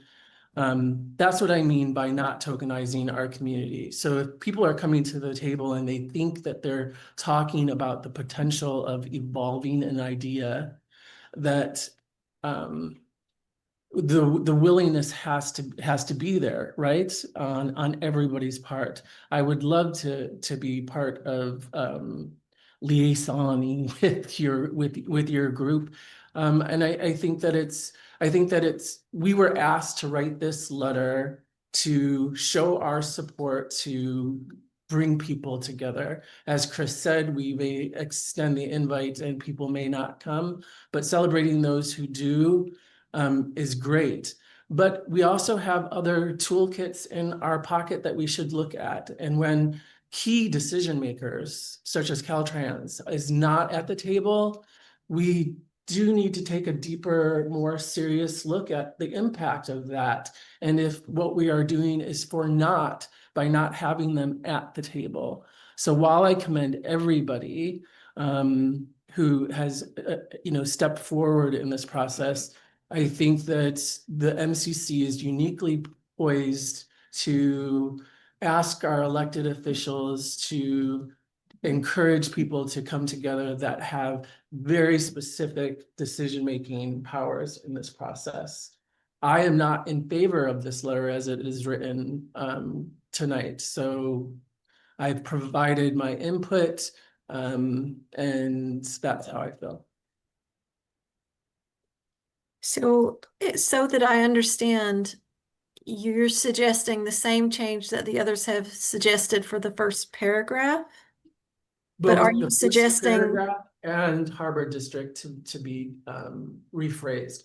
The Harbor District is here, they've shown up, and I think Catherine has her hand up.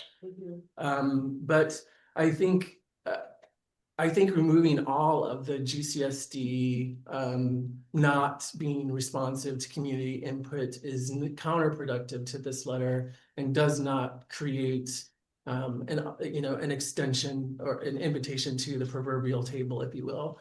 And I think that the Harbor District statement also reads a bit negative and needs to be reworded or removed. Well, I think that Okay. Barbara's, go ahead, I'm sorry.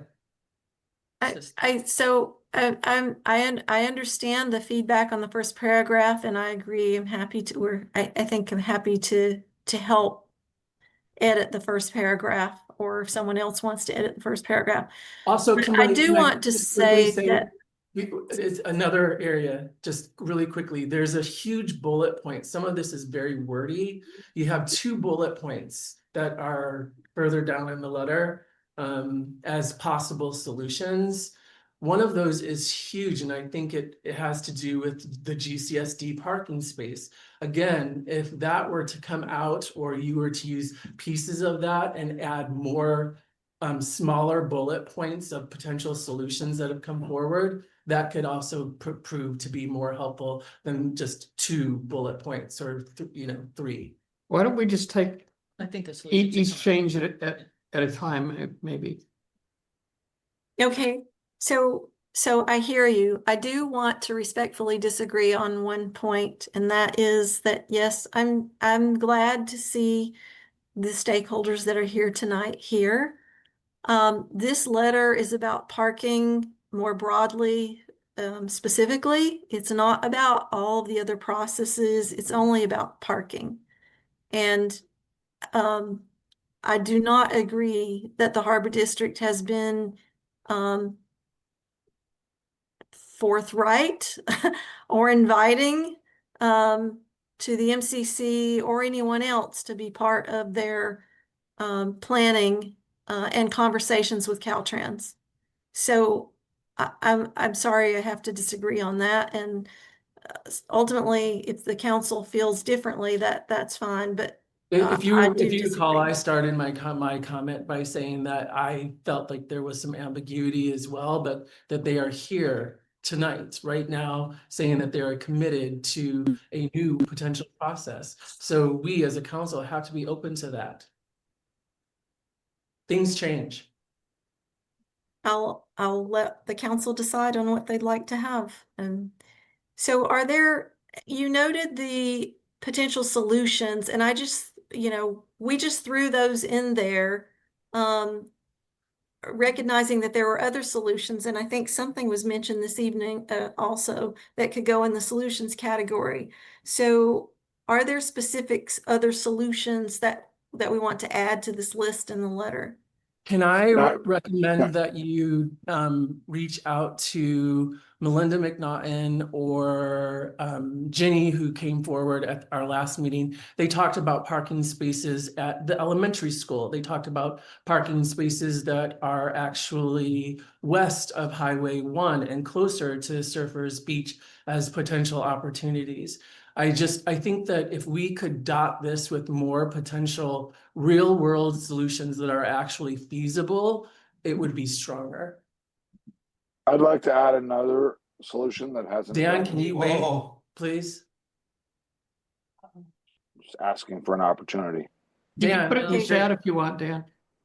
Pardon? Kimberly, did you understand what I Can you was saying? put it in the chat? Okay, there's a lot of competing voices. So I think at this Sorry. point, Claire, since you're in the room, perhaps you could take over facilitating, if you don't mind.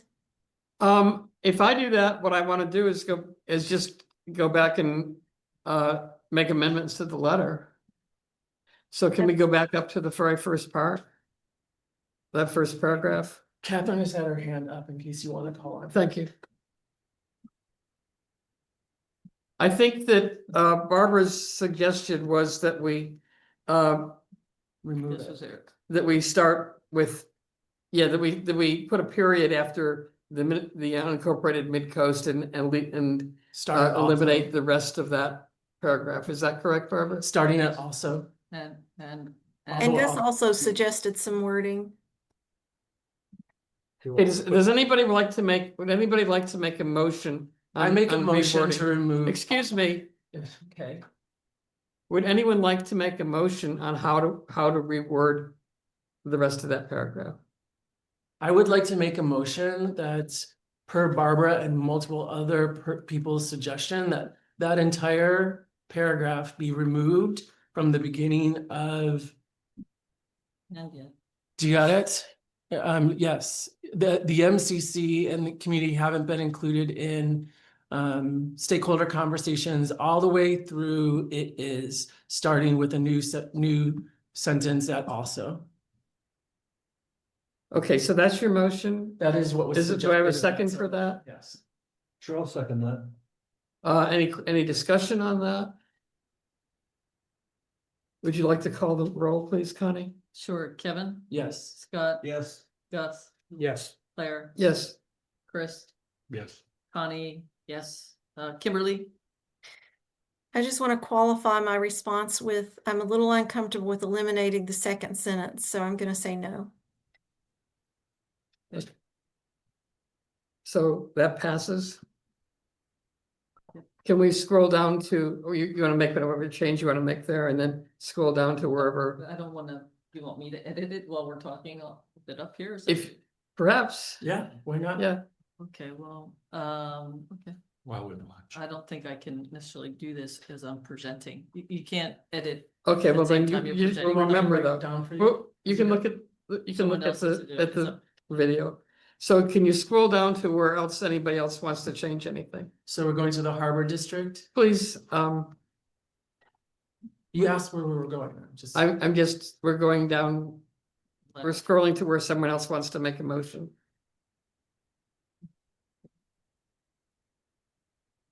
Well, there was nothing between here and there? Well, no one asked for anything specific in that. What about what Steve asked for? Where was that? That is, That's in the second paragraph. oh, the second, sorry. Hold on for a minute. Right here. So in the November 14th, 2024 decision, that's the part. Oh, and he wanted to put in something to the effect of at the beginning of the second sentence separately or at the same time or something that would, Unrelated was the wording. I don't know if it's unrelated, but it is separate. Are you calling for a motion? Yes. Or somebody could say something. Would you like to make one? Does it have to be specific? Yes. Oh, okay. I think the concern was that correct me if I'm wrong, the concern was that the Harbor District is saying that they're proposing that this parking is only for X. But within the community and in other spaces, it's been referred to as being overflow parking for a potential hotel. It's been talked about being used for other purposes. It's been talked about as being offered 72-hour parking permits, which would create a whole other world of problem. Okay, let's focus on the letter. I am. I'm trying to give the context, please. We kind of have it. So with that being said, I think what's trying to be provided here is having the Harbor District say what the parking would be used for and would not at any given time. Okay, do I have a motion as This to is every word? still in the planning stages. Mhm. Much of what you are discussing is hearsay by people who don't want it under any circumstances. That survey that you talked about, I downloaded it. It is so full of wrong statements and lies. Yeah, And but- people are simply signing it because they're trusting people who believe. A liaison to your group could help answer some of those fears and would- alleviate that. I would love for that to happen. We haven't gone through the planning process. We haven't even But we- had our but we're first just meeting. trying to edit. Can We have- I butt in here because this is not what the letter's about. We're saying that 2 sentences. a conceptual plan was made. We're not saying anything about it. We're just saying it happened. And it wasn't our conceptual plan. Well, Jim Pruitt described it to us, so Well, that's what the he letter says. described verbally, but other people have taken things out of context, Which we're not added saying, things that are wrong, and But we're you're not saying alluding that. to them in here. but we're not saying that here. That's what Claire is saying. Is this sentence On right, March. this paragraph right to you? That the Conceptual parking space is not going to be used for overflow parking for a hotel or. We're not some- saying that We're at not doing all. that either. We're just saying it's a conceptual plan, It is a conceptual plan. which is what the statement says. And so, And we haven't even clearly defined, the concept is there. Frankly, I've been saying there's gonna be a lot of problems for El Granada Yeah. if we don't put in parking. Because those other people will be parking in your neighborhoods. Come look at Montera when the little parking lots at Montera Beach. I think we're Okay. just trying to notate all the implications of parking, the different. Then Different- please talk about it in a general sense. We not are. Just us. we're not talking about just you. You guys, District. yes, is- the Harbor District has a conceptual plan for parking. That's a fact. That's where it should stop. And that's Yeah. what it says. Okay. That's what it says. The other stuff will all be taken care of. That's in all it the- says, Catherine. The other stuff in here, in your. But we'll get to that. We're on this paragraph right now. Yeah, let's go to this section. So If it'll be built, it'll be used and there will be no Well- enforcement. We're not not talking going about- there. We're not talking about the parking. Okay, so We're gonna change that state. would you like to make a motion as to how to change it, Connie? Yeah, a motion that the second statement that's highlighted here be restated to say unrelated. It be added to the front of it on March 12th. As Steve requested. I second that motion. Okay, So literally just adding the word unrelated in front of that? Yeah, Unless you have another recommendation, but he just wanted to make sure they're distinguished. Distinct, right. They're distinguished from each other. Okay. okay, Okay, we vote? take a vote. Kevin, Yes. Scott? Yes. Gus, Yes. Claire, Yes. Chris? No, because syntactically it's funky. Okay, Doesn't change the outcome. And what's your name? Kimberly, Scott, What's whatever. your name? Kimberly, I didn't hear what Chris said. I'm sorry. he was saying it's the syntax is clumsy. But we're looking for her vote on this. Yeah. On This the is hard change. work, hard wordsmithing. I agree with the intent. I'm also a little concerned about that it doesn't make sense. I think it's hard to edit through a meeting like this. It is really hard to edit. Yeah. Yeah. So rather than vote, do you want to take it back and edit it? We amend it to in a separate matter Yeah, or something amend like it. that? Yeah, let's change it Is that to better? amend it. We'll to be here distinguish until it. 11 o'clock if we keep going at this rate. Okay, let's, So before we make that decision, how much more do we have to do? Can we do this in 5 minutes? No, Or can we do that? Is it gonna take an hour? I don't know what other paragraphs people are gonna want to edit. there's quite a bit at the bottom for me. I'm sorry. I feel like it's gonna be another half an hour, 45 minutes.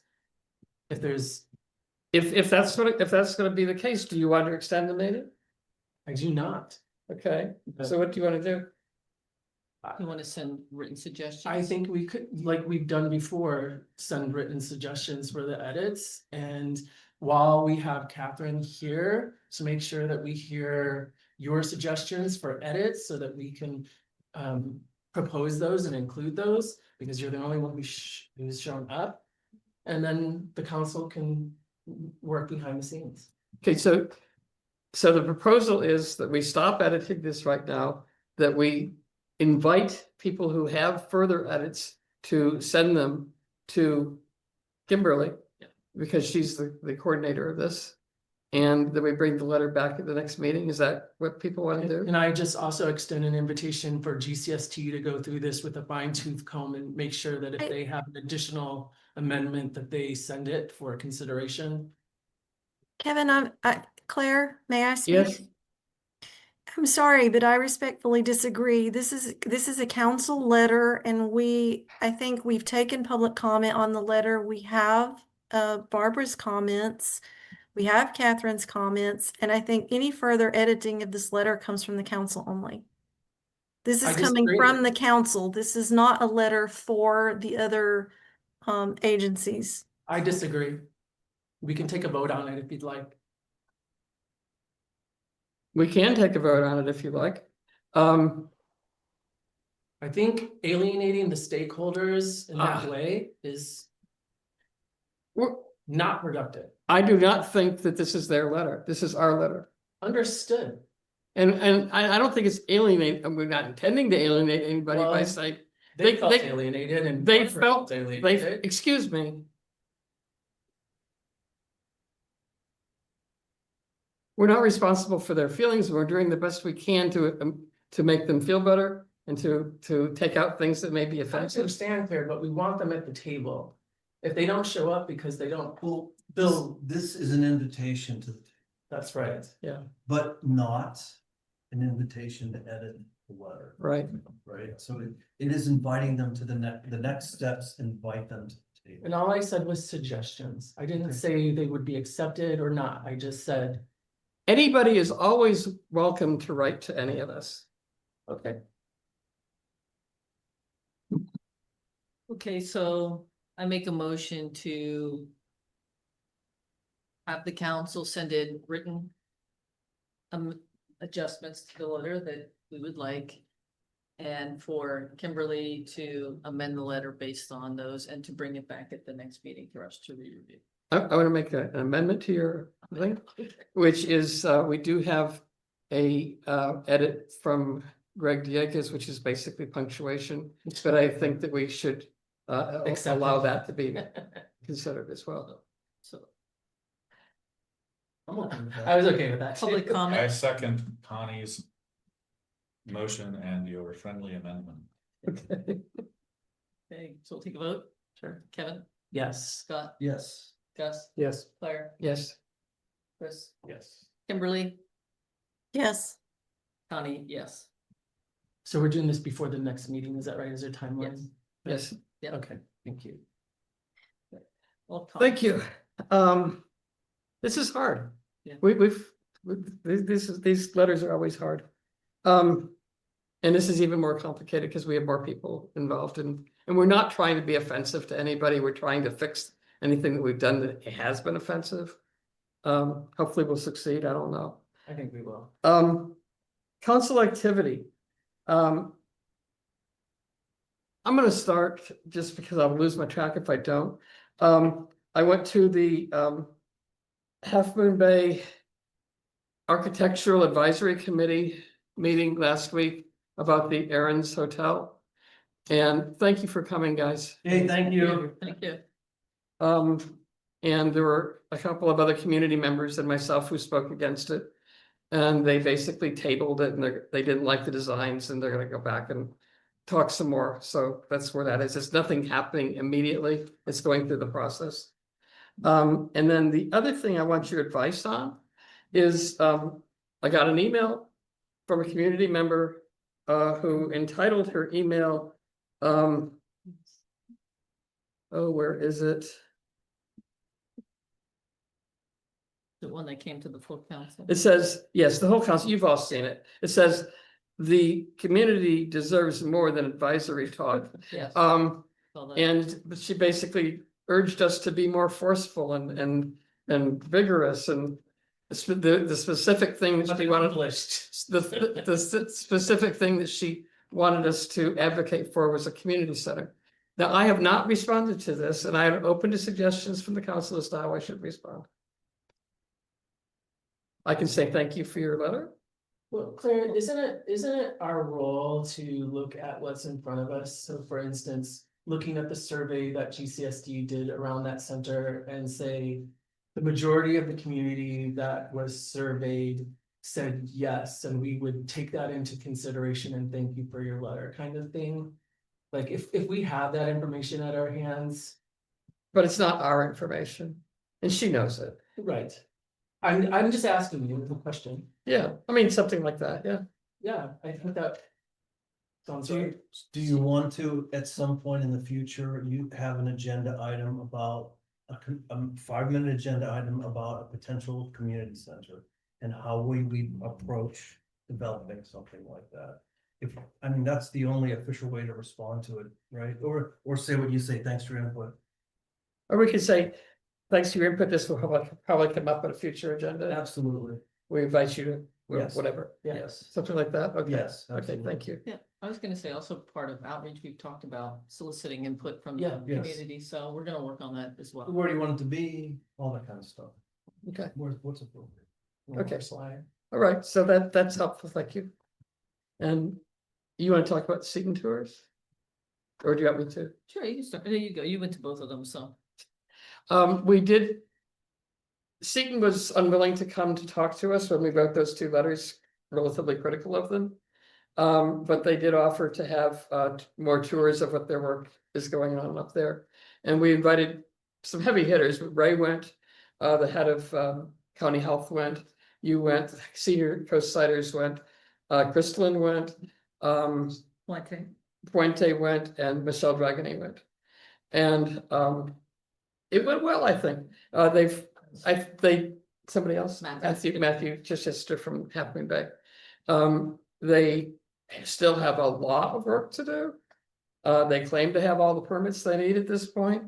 Does it look like a wasteland in there? No, it's beautiful. It's great. And it is definitely a hospital. It's How not a exciting. condo. Are they gonna plant some trees? Yeah. They are engaging a landscape company to come in and they really did need to cut those trees. Because the sewer line that goes right through the middle of the trees was completely collapsed and it has to be totally replaced. You're the first person to tell the community why it was done, I Well, think. Well, yeah. Yeah. But they didn't, they're not good at communicating with folks as to what they're doing and why. So Jeff Reagan, you heard it from Claire first. Yeah, they said they did take a few trees out. They didn't, they should not have, but they're gonna do something to abate that somehow. I don't know what that will be, but they did have to take a number, for reconstruction of the sewer line. They also put some shielding on the lights just to see if it would reduce the glare, and they said it did, so they're gonna put it on the rest of the lights. And they also, I'm sorry. Go ahead. No. They also shared that they will open most likely as the standby emergency, because that's where they are permitted and where everything stands today, and that's the fastest path for them to open versus an urgent care. But they are perhaps gonna open an urgent care as well. Yeah. And they've started working with case managers and families about returning the people that were Displaced. displaced. So the urgent care that is in place now is still up and running. It's up and running, but it's more limited. Okay. It's limited. The one in Dignity. So then I have a quick update. The one, if they do end up having one at Seton Coast site, it will be much less limited. It'll have more services and more insurances, Okay. but we don't know if that's gonna happen. Well, Connie and I went to David Canepa's event with Coastside Dems, which I thought was a very informative one-on-one with David. He's invited both of us to come back independently and together about different issues. I'm meeting with him tomorrow, as a matter of fact, to talk about a community task force around bridging gaps as they look at severe funding cuts across the state, obviously, within the county, how they might mitigate that. I was on part of a committee during this administration's first run and did something similar to that. So he is very engaged and very interested in hearing from the MCC. He was very interested in the say it, Connie, please. The middle mile. Middle mile. Yeah. Telecommunications. And the telecommunications and, senior healthcare, as well as transportation, and making sure that our community was safe, as well as fire safety, and went around the room and asked for everybody's top 3. So he is wanting to be engaged. He did share also that he's, as we know, he's on the board of Samtran, for transportation, and we shared with him that for example, the Ride Plus service only goes up to the harbor area and not in the northern part of our area here for Midcoast, and not to Seton. So I sent him a follow-up letter, and he said he would take a look at it and speak to the Samtrans people about expanding services on Ride Plus to go further north into Montero, Moss Beach. There were a lot of people there, really clear. There were a lot of people from different organizations that were there that I had not seen or met. So it was a very interesting thing. Yeah, it's very good. He is on raised turf. What was Yeah, that? he was. I made sure I copied Ray on it. And Ray responded back asking him also to please follow up on the transportation, any type of transportation enhancements that could be made on the coast side here. So hopefully they'll continue to look at that. There was some scary information about money and budget, but Yeah. that's to be I will see. expected. The other thing I just wanted to mention was, as part of Senior Coastsiders, I know it's not a government agency, but Granada Services District has offered this room for more community activities up here, and they are offering computer tutoring up here for sessions, and they are starting to offer like physical activity type services as well. So the idea was for them to start moving some of these services further north to help with the Midcoast, because a lot of people from Midcoast don't want to go down south of town to take advantage. So they are starting to offer services here, and the GCSD Community Center hopefully will be available to them to also offer services up in this part. So Is it kind of like adding services here that Yeah. might be available at the center The eventually? same, they're doing, yeah, it is the same thing. They're offering Yeah. digital, computer training here. So Awesome. encouraging people to sign up for that. They're starting to offer some physical activity stuff as well. That's coming up, but GCSD has made this room available to them and is also talking about making the community center eventually when the park opens to them. So they're trying to move some of the services up here to support the community. And Connie, we can't hear you. oh, sorry. I was just saying that GCSD has offered this room to the senior co-siders to start providing services for computer training and then some physical activity training. And hopefully we'll continue to do so when the park opens into the community center, and just wanted to make people aware that it's available and to look for that.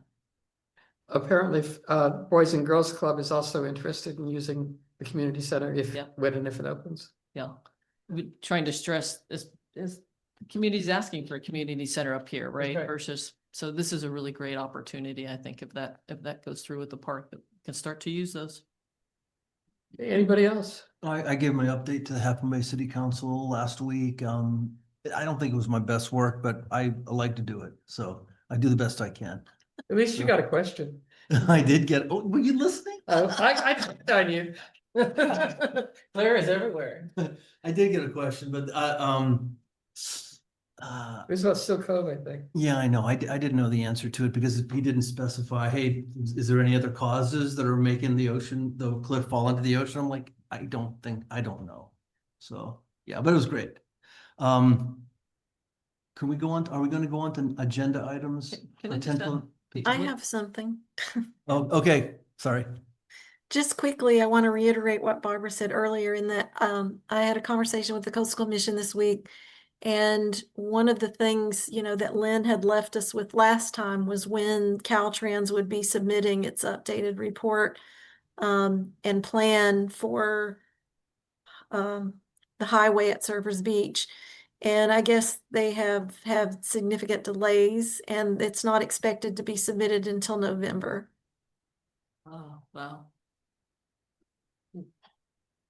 I just want to say on the public record, I apologize for raising my voice. I get passionate about stuff, and I'm never meaning to alienate or come across as gruff. I'm sorry. Don't worry funny. about it. Yeah. It is. Don't worry about that stuff. I am making an It's like- apology that I want to make, but you're, Yeah, okay. thank Yeah. you. So somebody wanted to go into the. I wanted to talk about an agenda item. So, at Jesus. the Medio, there are 2 bus stops at the intersection of 1 and Medio. If you're leaving and you need to go across the street to go north or southbound, regardless of where you live, and and you're going to the bus during commute hours, it's really hard to get to the other side of that bus stop. And in the future, I would like to pursue, if possible, some sort of traffic control at the intersection of Medio and 1 to make it easier for people to get to the bus stop across the street. So. Yeah.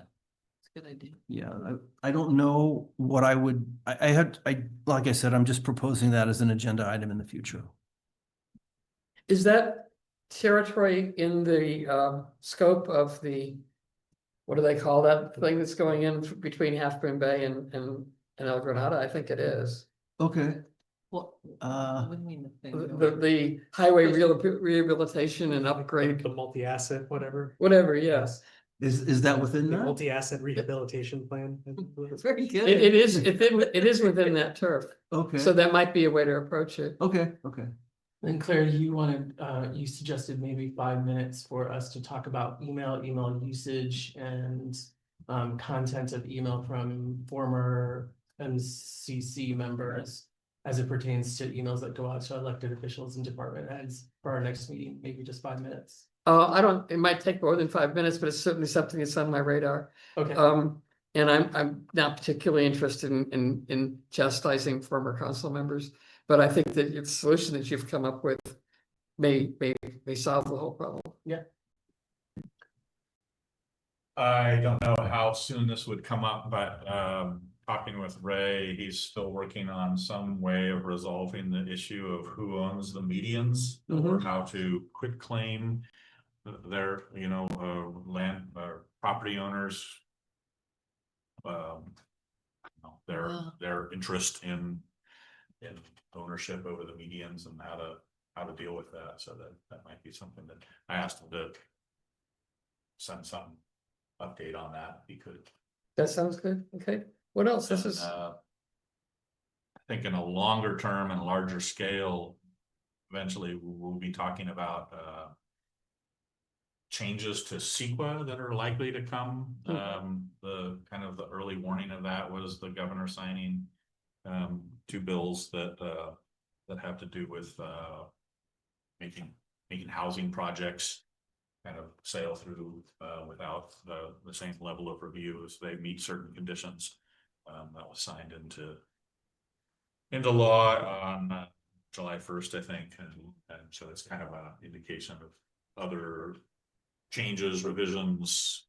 Maybe somebody would view it as attacks on CEQA. Can't wait to live in Miami Beach. Yes. That's gonna be great. Yeah. there's also our next meeting is in 3 weeks, so we got a little bit of a time to work on some of this stuff. And this is great because we're generating a whole new list of things that we haven't talked about before. But another one is that the case against Sam and et al. Will have taken place, and that we may have some follow-up on that. Do we have somebody who's gonna present on that, or? We'll kind of see how it goes. Yeah. Just do a news clip. Yes, and So that's, we've only got 8 more meetings in the year. I This, guess so, that's probably. Can I ask a technical question? As you get toward the last 8 meetings of the year, and people think about what they want to do next year in terms of roles and responsibilities, like how do you gear up for that, Claire? Something that should be communicated in an email? I'm just curious. Traditionally, the current officers, mostly the chair, tries to think it through and asks for volunteers. And we kind of try to get people, we try to talk to people that are interested and explain what's involved and see if they're really interested and kind of work it out if possible before we actually have elections. We don't usually have contested elections, but we can do whatever we want. Well, that sounds very smart. Thank you. Okay, so we're adjourning. Let's do it. Okay. Yes. What? I got here way late. I came for the Lovecott Prairie agenda item. It's been That's pulled. gonna be in a future. I'm sorry, Dave wasn't able to talk to Nicholas. He's got volunteers that want to work on it, but he hasn't been able to formalize it with Nicholas yet. So we pulled it for next week. I'm sorry. Next time, not next week, but 3 weeks from now. Can I offer a future agenda item? Sure, go ahead. So the last I looked for a future MCC member to actually sign up and do the papers to get elected, there's a substantial increase in cost. I think it's up now to $800, where when I in 2011, whatever it was, it's only like, I don't know, under $200. But it's the cost is an impediment to the community members that want to get involved. So that's something to look at. It's just completely unfair, unreasonable, and the county should step in and say, hey, they're going to cover this cost or whatever. I don't know. It's something to be looked at. So Dan, hold on a second there. Are you referring to being on the ballot? It costs money? Yes. It does not. It didn't when I read. It does not cost. If you want to give a statement to the public on who you are, it costs money. But if you don't want to say anything, it's free. If on the ballot, if you don't want to say anything, it's free. That's not the, No, that's not, no, That's how it is. That's not what I heard. When I You're looked wrong. at it, when I looked at it It's what? about a year ago. Yeah, it is. Yeah. Dan, you're wrong. Okay. Simply put, I paid no money to be on the ballot. Okay, well, let's look at it. I paid $50 and I got it Prove back. me, prove me wrong. Prove me wrong, Scott. Prove me wrong. Prove me wrong. All right, I'm out. All right, see you later. Recording stopped. Thank you, everyone. It doesn't cost anything unless you want.